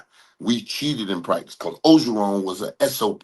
I mean, one of the worst. And if you got reached in the 3 technique, oh my God, he berated you for 20 minutes. Just after we out of the drill and I went somewhere, yo, still getting reach, you SOB, you candy ass. I mean, he would kill it. So me and him devised a cheat system. So if you in a 3 technique, if I say get him Dewey, boy, are you ready for anything? I say anything. The sky is green. That's a reach block. Everything else you got to take. The double team, slip, scoop, everything else you got to play. But that reach, we going to kill that. And then when we went to pass rush drill, if I said anything out of my mouth, get him, Streeter, and the street ain't even around there. If you hear my mouth, it's on first sound. Because that's the worst thing to get in the pass rush drill, and first sound and you late. Everything else you got to handle. Everything else is on 1, 2 hard count, but we just didn't like the first sound and we didn't like the reach. And that's that was my partner that cried. We used to, boy. And one time I cheated I said, get him, Dewey. And it was a reach block. No, it wasn't a reach block. It was a slip. And I told him, get him, Dewey. The dude went slip, Dewey went all the way up the field, reaching to grab him. He wasn't even there. He turned and looked at me. I said, my bad. So wait up. You say Ed Orgeron used to say candy ass. That's the same thing The Rock says in the wrestling. You didn't know that? You didn't know all that was his? I didn't know that. They took it. I don't know why he don't tell the story. I don't know why he won't just say I stole it from my D-line coach. How he used to cuss us out when they were running the ball. Get the hell out of here. This is Jim. Call This is a gym, ladies and gentlemen. Call Caesar. Call Caesar. Caesar tell you. So the Rock persona No. Rock's catchphrases. Some of his catchphrases come from they taking that son bitch and they turning it sideways and running it right up y'all ass. You candy asses. Oh yeah, old Roosevelt. That's exactly what he sound like. Oh, I'm telling you. When he used to do it, I used to die because Brooks was such a wrestling fan, and we were roommates. And one day he got Tony Dungy to make me stay later because Rob Marinelli would release me before Brooks would get released from Lovey Smith. Because I said, Rod, I got the B gap. He'd be like, get out of here. I'm like, come on. How much more you gonna teach me here? Let me out of here. Let me go. Let it get out of the cage. Let me go harass a couple people at the pool table before I go take over the TV so Brooks can't come in there and watch the wrestling. So I'm in there every night watching Law and Order, whatever I'm watching. So one night he gets Tony Dungy to keep Rod to keep me later. And he convinced Lovey to cut the meeting a couple of minutes to get Brooks out of there. So Brooks take all his little minions with him over there to my room. So I go in the room and they up there standing on the furniture and everything, talking about coming off the top turnbuckle, just like little kids. I said, really, man, y'all gonna take over my room with this tonight? Oh, come on, man. Watch the wrestling with us one time. I said, you know what? Okay, cool. So I get in there and get me a nice little seat, pop me a frosted beverage. I'm sitting there watching. I'm in training camp. That's right. I get me a frosted beverage to lay this thing down. So I'm sitting there sipping me one. And I got to wait a whole 45 minutes for The Rock to show up, mind you. Now, he ain't the beginning act. He closes the show, right? I don't know this. I'm sitting there like, hey, man, when this Rock guy show up? You know what I'm saying? Boy, they came out there to tell me that now The Rock, can you smell what The Rock is cooking? I'm looking, and he hit that candy ass and some of that stuff. I say, I bust out laughing.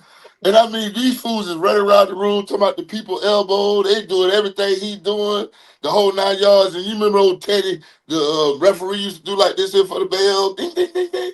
I mean, these fools. Oh my God! I've never seen grown men do this, do nothing like this about a show. And at the end of the day, I say that's pretty damn entertainment. If that's your thing. I'm the baby of 6. My 3 older brothers showed me that wrestling was fake, and it killed it for me. I used to go to the Eddie Graham Sports Stadium in Orlando and watch wrestling at the NWA with Gordon Soley right in front of me, and my brothers broke that thing down. Look at your boy Dusty Rhodes. I bet when he come out from underneath that thing, he's gonna be bleeding, and come back out, he be bleeding. Man, that's amazing. The man stole the shit from. He ain't steal it. He ain't steal it. He just put it on a different level. Because whenever you're in a D-line situation, we all family. You can steal it. You can take anything you want from each other, your brothers, and take it out there. Dewey just put it on the world stage. Yeah. He just put it on the world stage, and boy, it was entertaining, no doubt about it. Boy, the people's elbow and everything, and the eyebrow and all that. I mean, I seen it all. I was with him. I mean, and here was the best part. We That's say crazy. do it. If you don't make it to the league, you're gonna go wrestle, right? You like, you damn right. When Rocky Johnson, the flying drop kick, is your daddy, Yeah. the Jimmy Superfly Snooker twins is your uncles. Come on. That was my That's guy. what we grow. That's what we growed up to in the wrestling. Rocky Johnson, flying drop kick, and the body slam. Come on, and the flying snooker brothers off the top turnbuckle. That was our turn. So he had 2 shots at the money, man. Shots out to the Rock, Dwayne Johnson. One time for my partner in crime. Yes, sir. Hey, let me ask you. I know you follow Hurricane football, even though you coaching at Colorado. What you think about Ruben Baines? How great you can, because at the beginning last year, people were trying to, they started comparing him to you or saying he could be somewhere in that league. And I know that's one of your He's got some wiggle. He's got some wiggle in his hips. But the first time I saw him, I was like, what? The thing that I'm more questioning is what position is they gonna put him at? Right. Where you gonna play him at? Because I always thought that 3 technique, you can't run from it. you can't run from a 3. I'm a 3, and there's no way you gotta put 2 hats on me. You gotta try to contain me because I'm finna get loose. But that's the only question I have for him is where they gonna play him. But I know what D. Lou want to play him. I know that. But we done talked about it. I know he want to play him. So let's see if they go with the plan and see if he is receptive to the plan. Because sometimes these kids tell you what they want to do, and sometimes they allow them to do it. Yeah, and let me tell you, he took a vacation to Colorado. Yeah, my phone was getting lit up. They were like, "Don't steal the man, Sapp." I'm like, "What happened?" I'm like, "Wait a minute. I left all my guns and my ski mask back at the crib. But what about who I robbed?" We had to affect him. Sapp, we're banging that man. Let him go. Yeah, I'm like, wait a minute, man. Y'all, the man trying to get some culture in his life. Y'all don't want him to do nothing but Dade County. Y'all bad, man. Y'all bad. Let that man come out and have some Rocky Mountain oysters. He can't just eat conch his whole life. The man went to Colorado. My phone was blown. Man, tell Sapp. Hey man, I'm like, hold on. What are y'all talking about? The young fellow probably just went to go skiing with his girlfriend or something. Thank you. Getting a little culture in his life. He never left Miami. That man don't know what it's like to be north of Orlando, probably. The hell y'all talking about in western Tampa? Y'all talking about unless he on a trip with his team? Come on, y'all stop, man. My phone blowed up, Luke. Sapp, I know you out there got him robbed. I'm like, hold up, man. I left all my ski masks, my robbery equipment at the house. Damn, I should have had it out. Hey. So here's the whole story, because I guess all kind of stories happen in Colorado. So the man goes out there on a vacation. Everybody think he's going to go see Colorado, Warren Sapp, and his uncle. And he's going to end up in Colorado with Prime and everybody. So Miami hadn't lost their mind. But in all actuality, he went to Colorado and came back with the D-line coach. How the hell that happened, Sapp? How in the hell? How does that happen? This fucking Baines. What happened? I got the D-line coach. I got it. What happened was it got me to look left and took my man off my right. Y'all wrong for that shit. That's all I'm gonna say. You ain't had no ski mask on, but that boy from Dade County, Baines, went there with his ski mask and came back with the D-line coach. I know. Listen, Luke, dog. When Baines texts me back, I say, Baines, where you at? You getting on the plane? From where? Colorado. So the fact that he was in Colorado. No, that's a lie.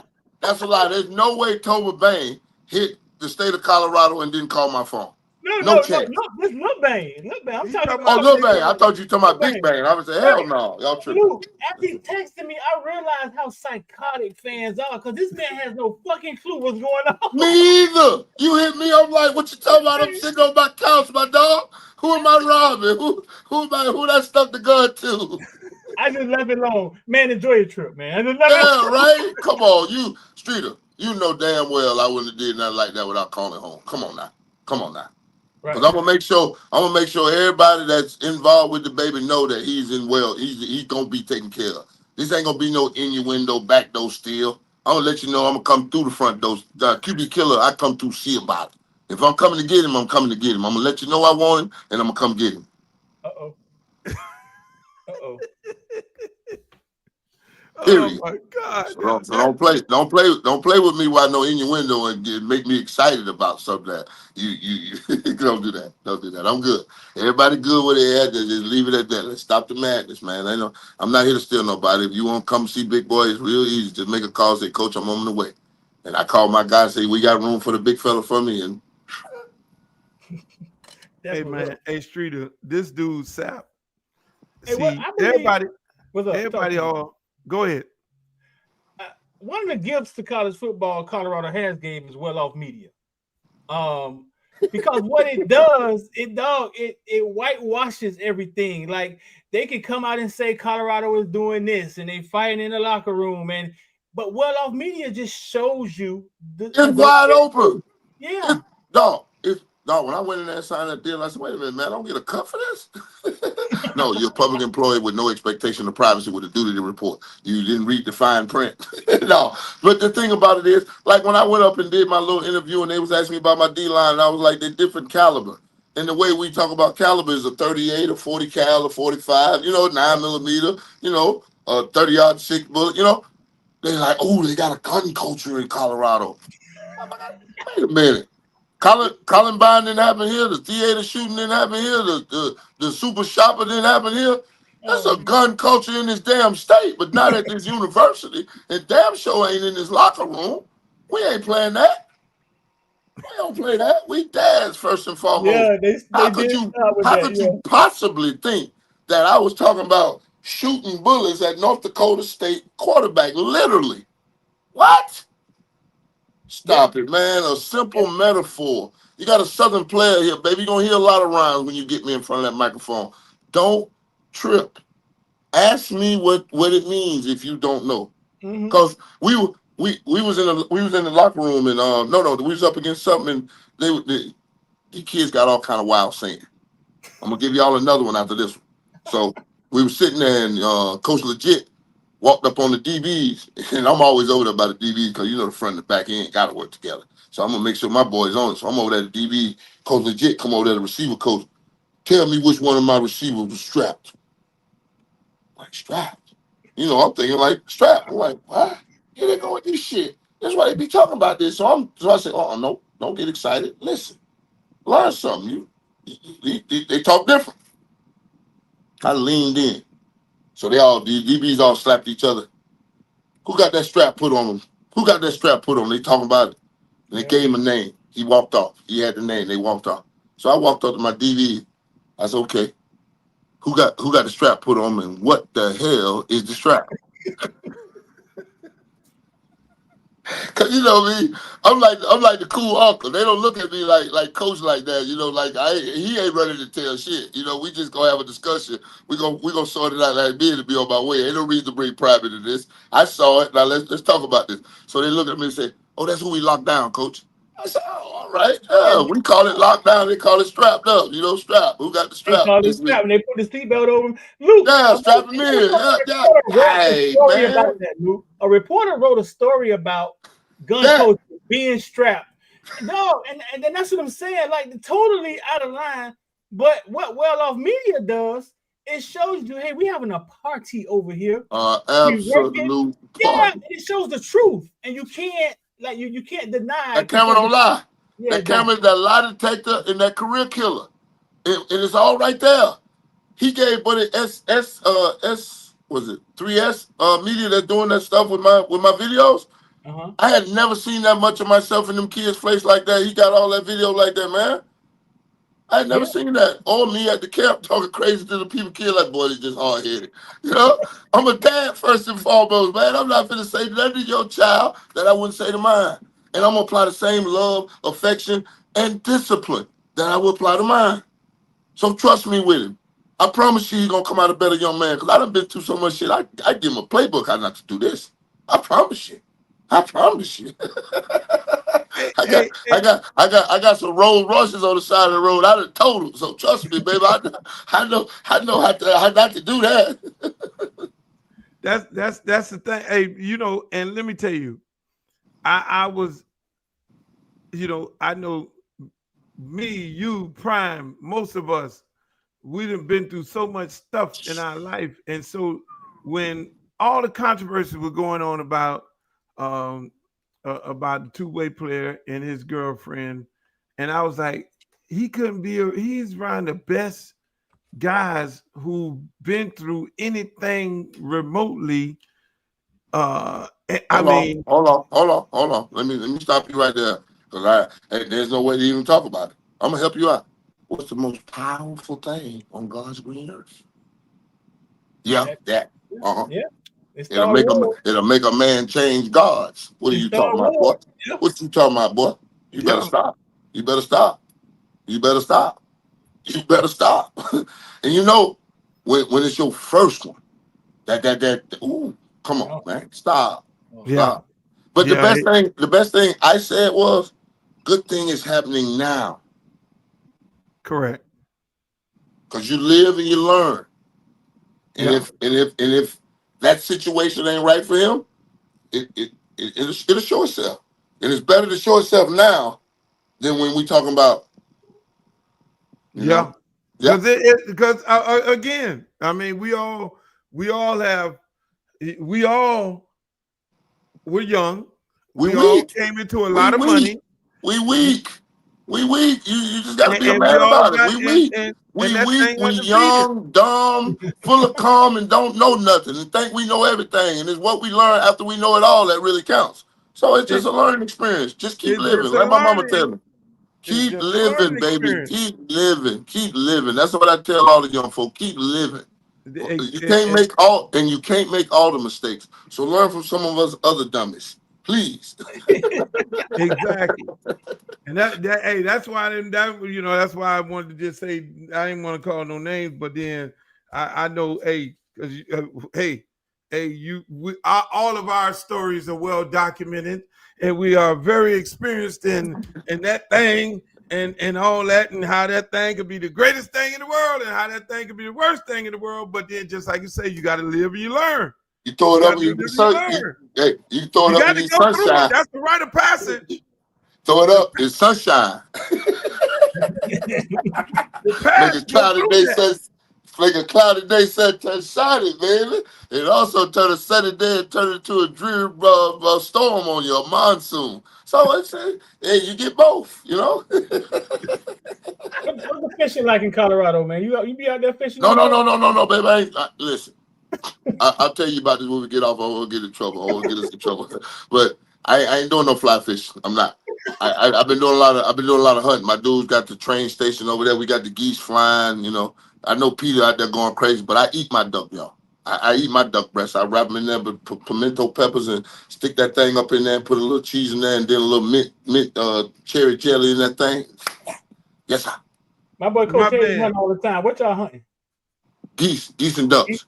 These are ducks. Geese and ducks. And I was gonna go on like an elk hunt, but it was talking about we gotta track in like up to 19 miles, shoot it and then track out up to 19 miles. Damn. Nah. Did you Nah. ever hunt with did you ever hunt with our boy, God bless the dead, Cortez Kennedy?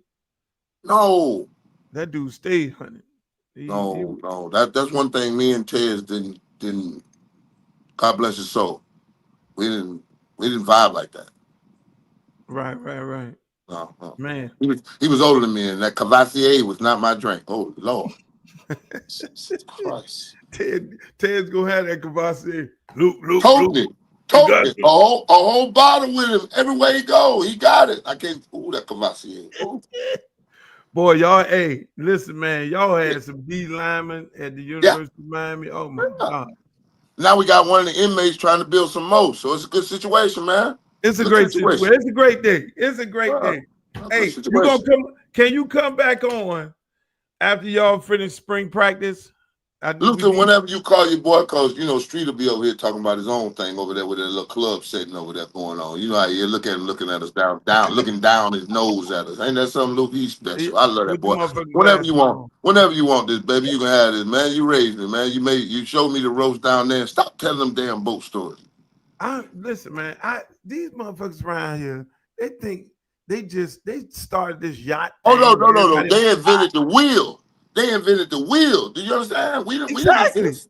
We've been doing that yacht thing way back. Come on, man. I can't believe what they actually give them for it now. Y'all done raised the price. See, that's wrong. Exactly. You know, raise the price. Oh, before you get out of here, though. So tell me this: it's always one wild ass dude on the yacht. One dude that's just wilder than everybody. Who's the one dude, though? My dude gone. My dude gone. God bless his soul. Cadillac Caddy, 3000. He know exactly who it was. Caddy.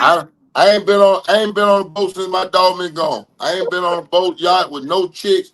Cause he had a rule whenever you was on our boat, you were topless on the boat.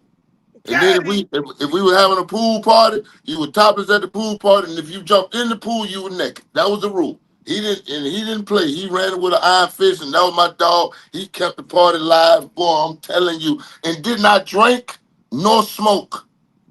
No, He on Red Bull and cranberry. He went straight lit, natural lit. That's wild. Hey, Nah, he might have popped a pill or two, but I ain't gonna say that. I ain't gonna tell him. Hey, man. Hey, I appreciate you coming on, my brother. Every time, my brothers, I love y'all too, man. Y'all already know what it is. Hey, Streeter, you ain't got to be on the phone. You can say bye, man. You ain't got to do it like that. Big dog, man, you know I got love for you, man. You know I got love for you. He look like he over there at over there at Playhouse right now. If that sports thing went on the wall. You let me put that video out there. The worst. I was like, this is the worst arrest ever. This is the worst arrest y'all ever gonna see. Nobody ain't gonna be able to dispute this shit. No. Did you see what they did to the two little black boys that was walking down the street 1.5 miles from where somebody had an armed robbery and the boy had potato chips in his hand?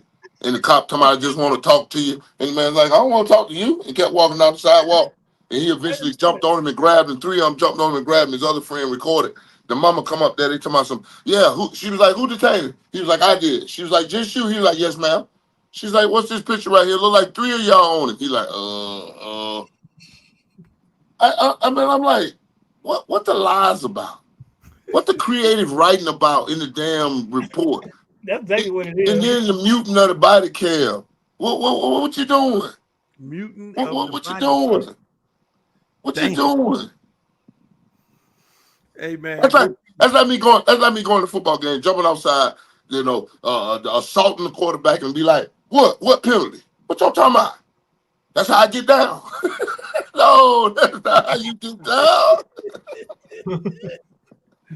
Hey, man. Yeah. Hey, we appreciate having you, my brother. I love you, brother. I love y'all, brother. I'll see y'all soon. I'm coming back to South Florida just for some of them Show Enough oysters. If y'all have not seen Show Enough oysters in Fort Lauderdale, they put a whole lobster claw on top of the oysters. I gotta go there. They put a whole garlic crab there on top of that thing, cook it, and then put 2 whole Show Enough oysters out there, y'all. We need you to go on CNN, take over for Anthony Bourdain, and go to these places because I just follow you to go. You know what? God bless his soul. God bless his soul. Anthony Bourdain and the Heidi White, when he had that go all over the world with the sports thing, that used to be my dream of having a sports show or a fishing show. It Coach now. I'm gonna have to change my thing down there. They're gonna say Coach Sapp from now on out. There's no more QB kill. I buried him. We're gonna put Coach Sapp down there from now on out, baby. That's what it is. The kids done convinced me, and I like it.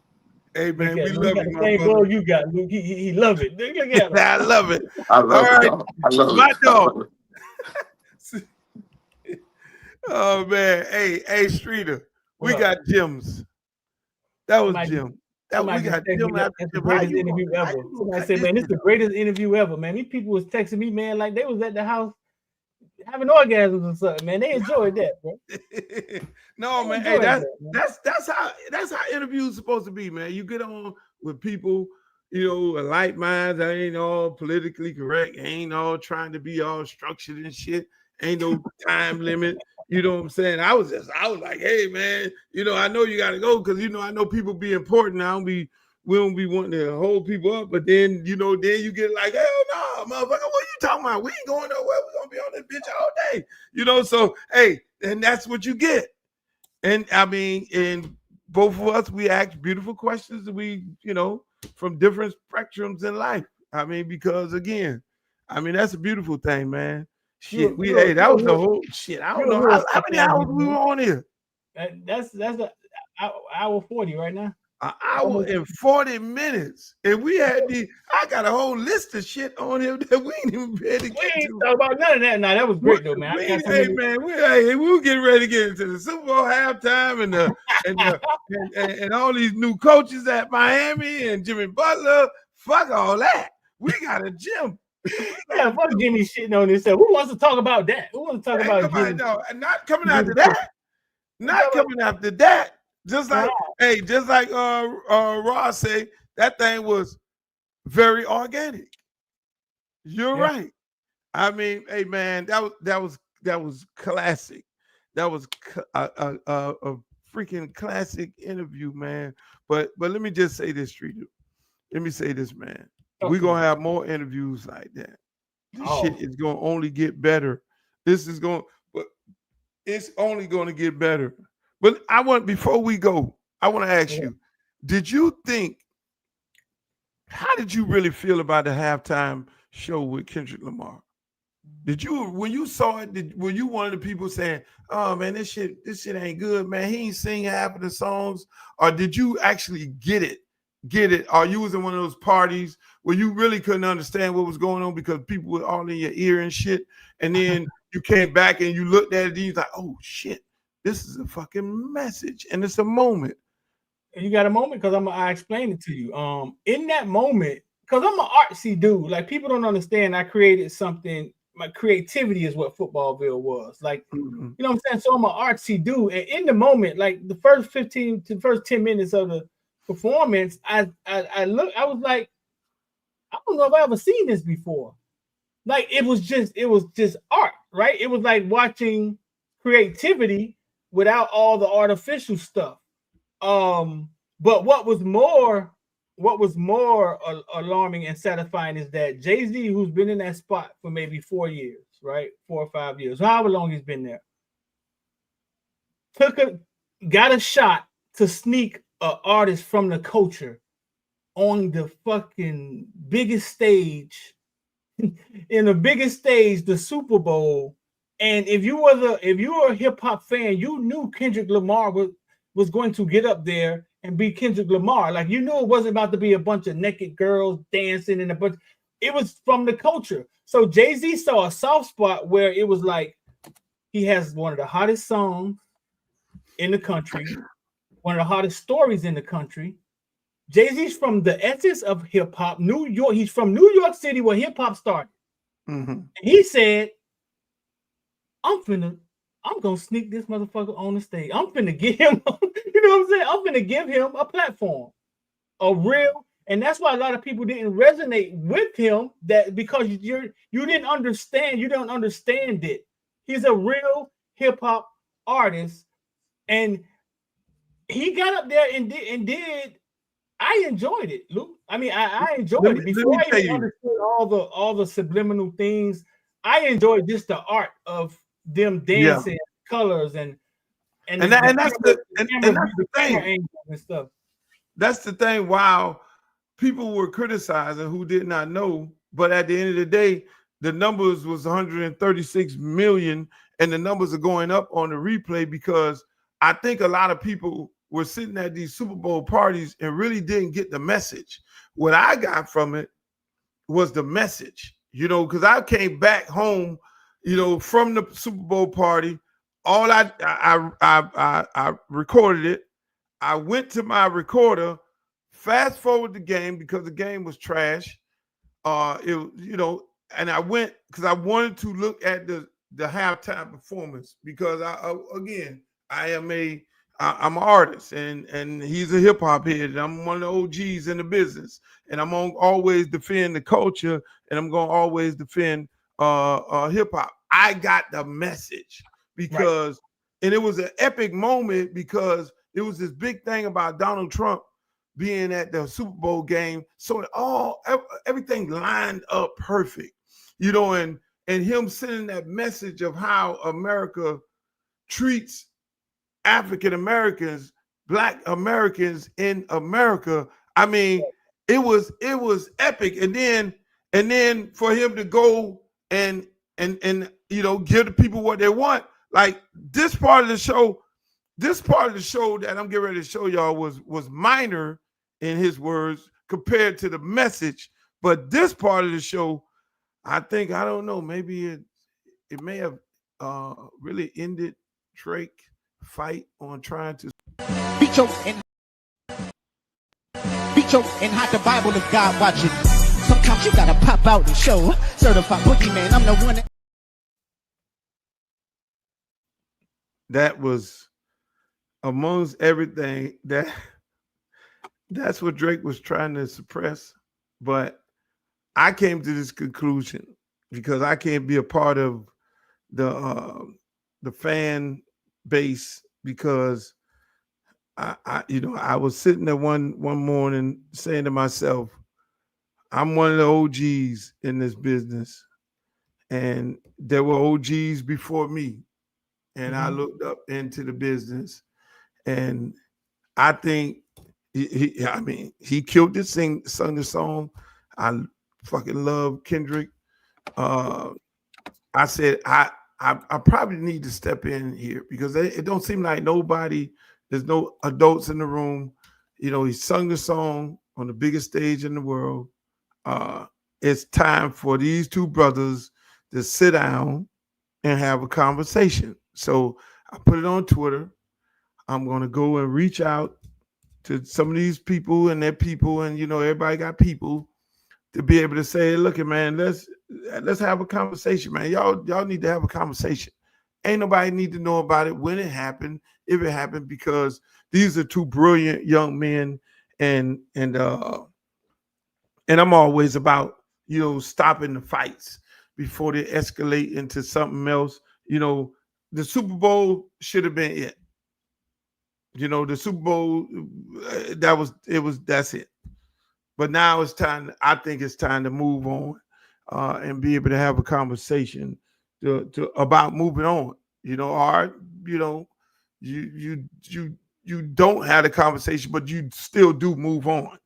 Because some of these hip hop beefs, and I've been a part of them myself personally. We moved on. We was able to have a conversation with Snoop Dogg and everybody, and Suge Knight and all of them. We actually, met up at the Super Bowl game when 49ers played Cincinnati Bengals in my suite at Hard Rock Stadium, or whatever you called it at that time. And we moved on. We were able to squash the beef. I tried to be a part of squashing the beef with Biggie and Tupac, because both of them brothers was my good friends. And, I always know these beefs don't always end where the individuals do something to each other. It's the fans, it's the people around them. So, I don't want to see this thing end up the same way it ended up, with Pac and Biggie, because you don't want to be losing no more iconic figures in this manner. So I'm going to try to reach out to these dudes and hopefully have a conversation. And if I don't have a conversation with them, take Chuck D with me, Ice Cube or somebody, and be like, hey, look here, man, just move on from it. Even if you don't have it, the conversation, I just hope they just move on, from this moment of this, because it can keep going, and eventually it's going to show an ugly head to it all. You think it can get there? You think it can get there? You think the same energy is?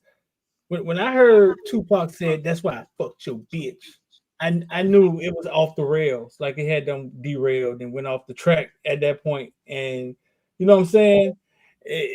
You think this could get there? Yeah, it's not really the artist. It's never the artist. It's the fans.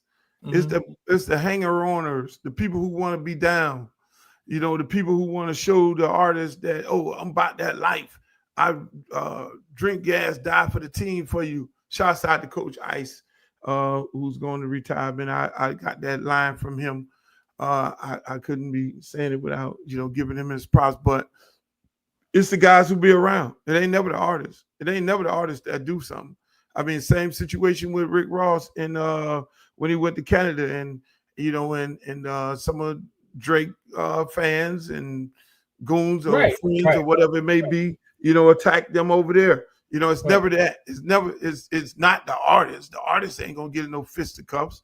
You know, it was one time where Puff Daddy and Drake had a big falling out at Live nightclub where he broke Drake arm. I mean, that's you know, that don't happen too often. Where it's actually the artists, always the guys who are around, and I think it could get to that point if it don't stop.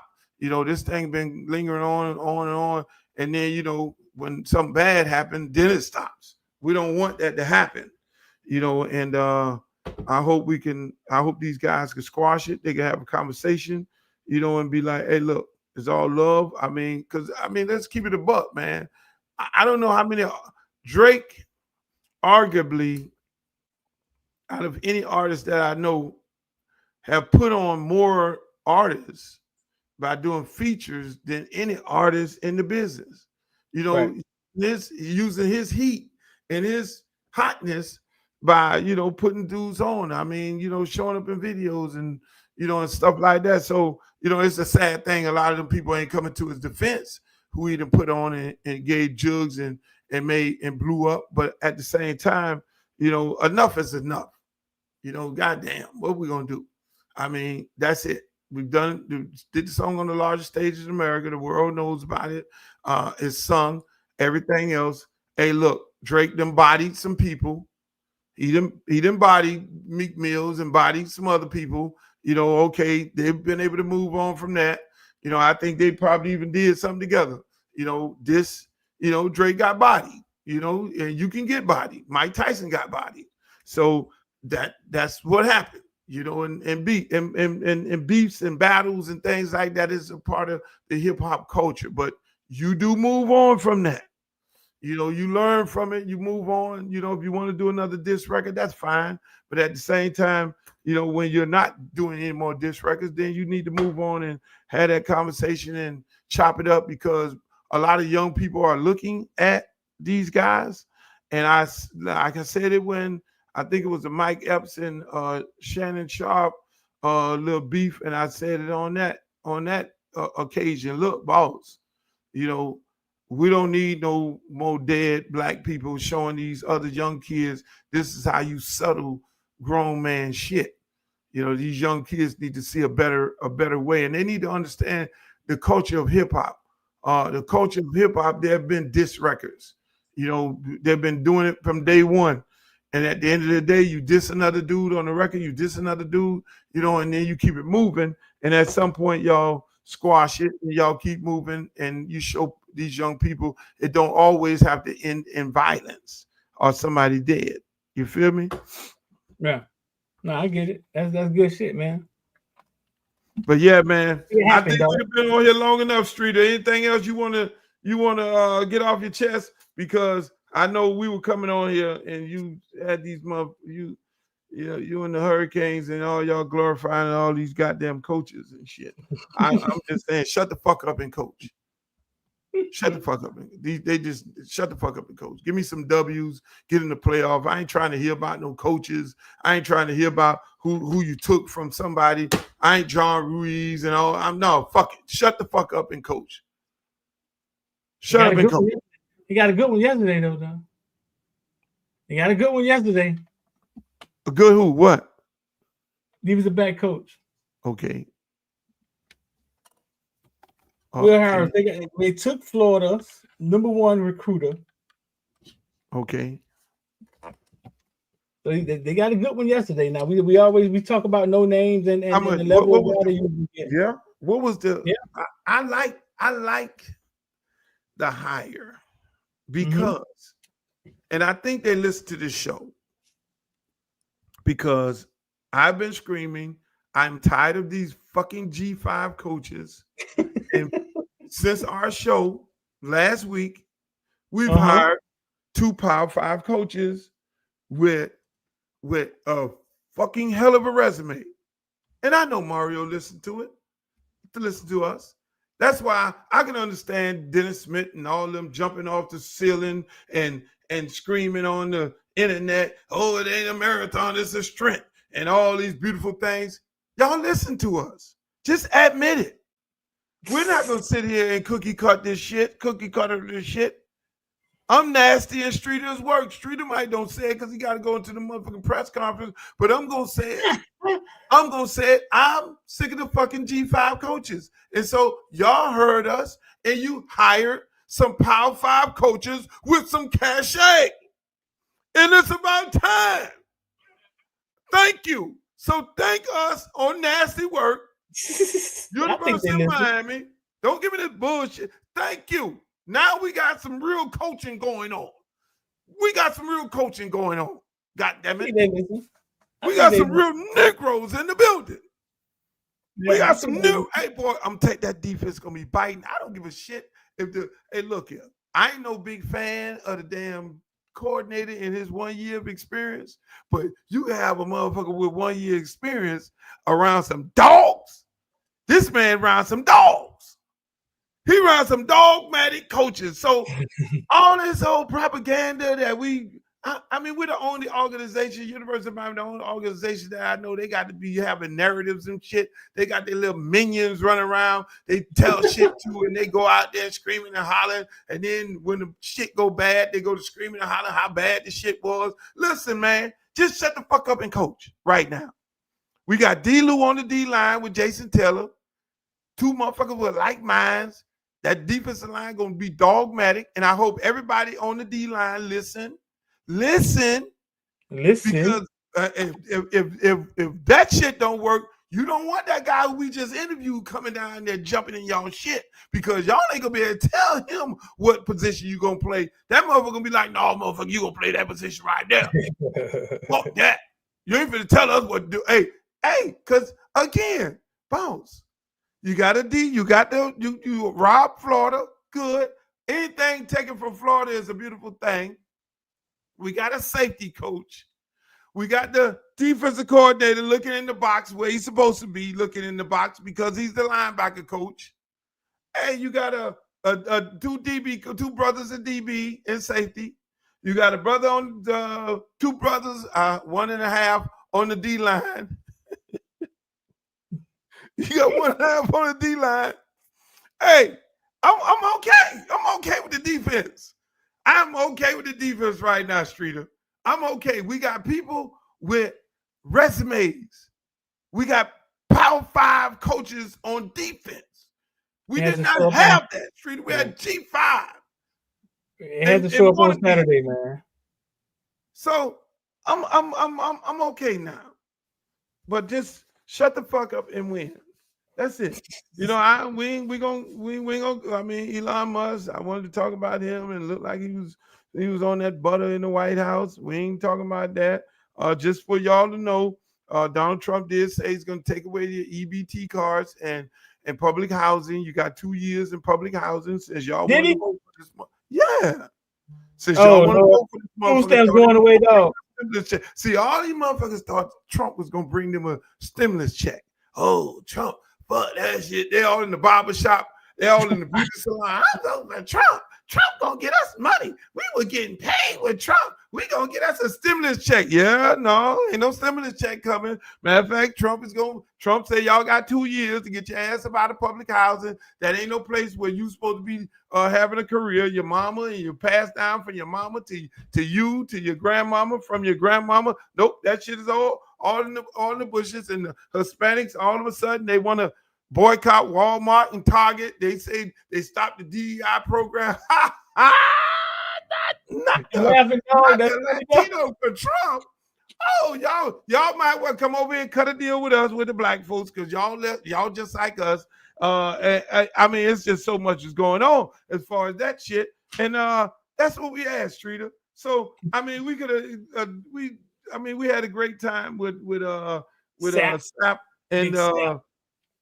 and we were gonna get into some of those things, but we ain't even got to get into those things because they are what they are.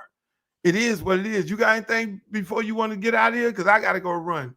Shit, no, that's about it, bro. That's 2 hours, man. Shout out to y'all. Y'all have a good weekend, man. Don't do too much. Don't break too many hearts. And I got something for you. If you've been calling your boyfriend all day and he ain't answering the phone, and then when you finally get him, he say, "Baby, I'm in jail." You the side chick. Oh shit. Why would you break these people heart like that? I'm just saying. What I'm just saying. happened to You can call him all day. He supposed to be at work. He can't answer the phone, and then he call you tonight talking about, "Hey, I'm in jail. You can't go to dinner. We can't go to dinner. You I decide. promise you this big dinner. No, he's with his other freak. You might be deciding. He's with the main woman. If you No, sit there, right. You might be deciding. You ain't going to dinner with this man who you thought that was your man. You're the side piece. Hold on. It gets better. If your woman call you up and say she's sick, she can't make it. No, you the side piece too. You might be the side. You the side piece too, fellas. Right. Somebody else is smashing your girl that you thought that was your girl.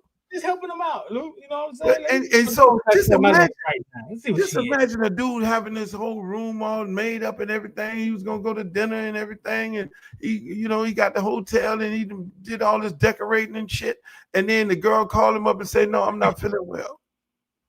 And none of that. Oh shit, we can go on all day with that. Ladies and gentlemen, thank you for joining us. On Monday, we will be back at 10 a.m. And on Monday, we will have Omar Kelly, the lead reporter from the Miami Dolphins. He's going to talk to us about all this NFL shit and the Dolphins and Tyreek Hill because he wrote some scathing articles. But until the next time, I'll holler. Well, make the booty go. Make the booty go. Make the booty go. Make the booty go. Make the booty go. Make the booty go. Pop, pop, pop. What's on your side? Is it Leo? Is it Scorpio?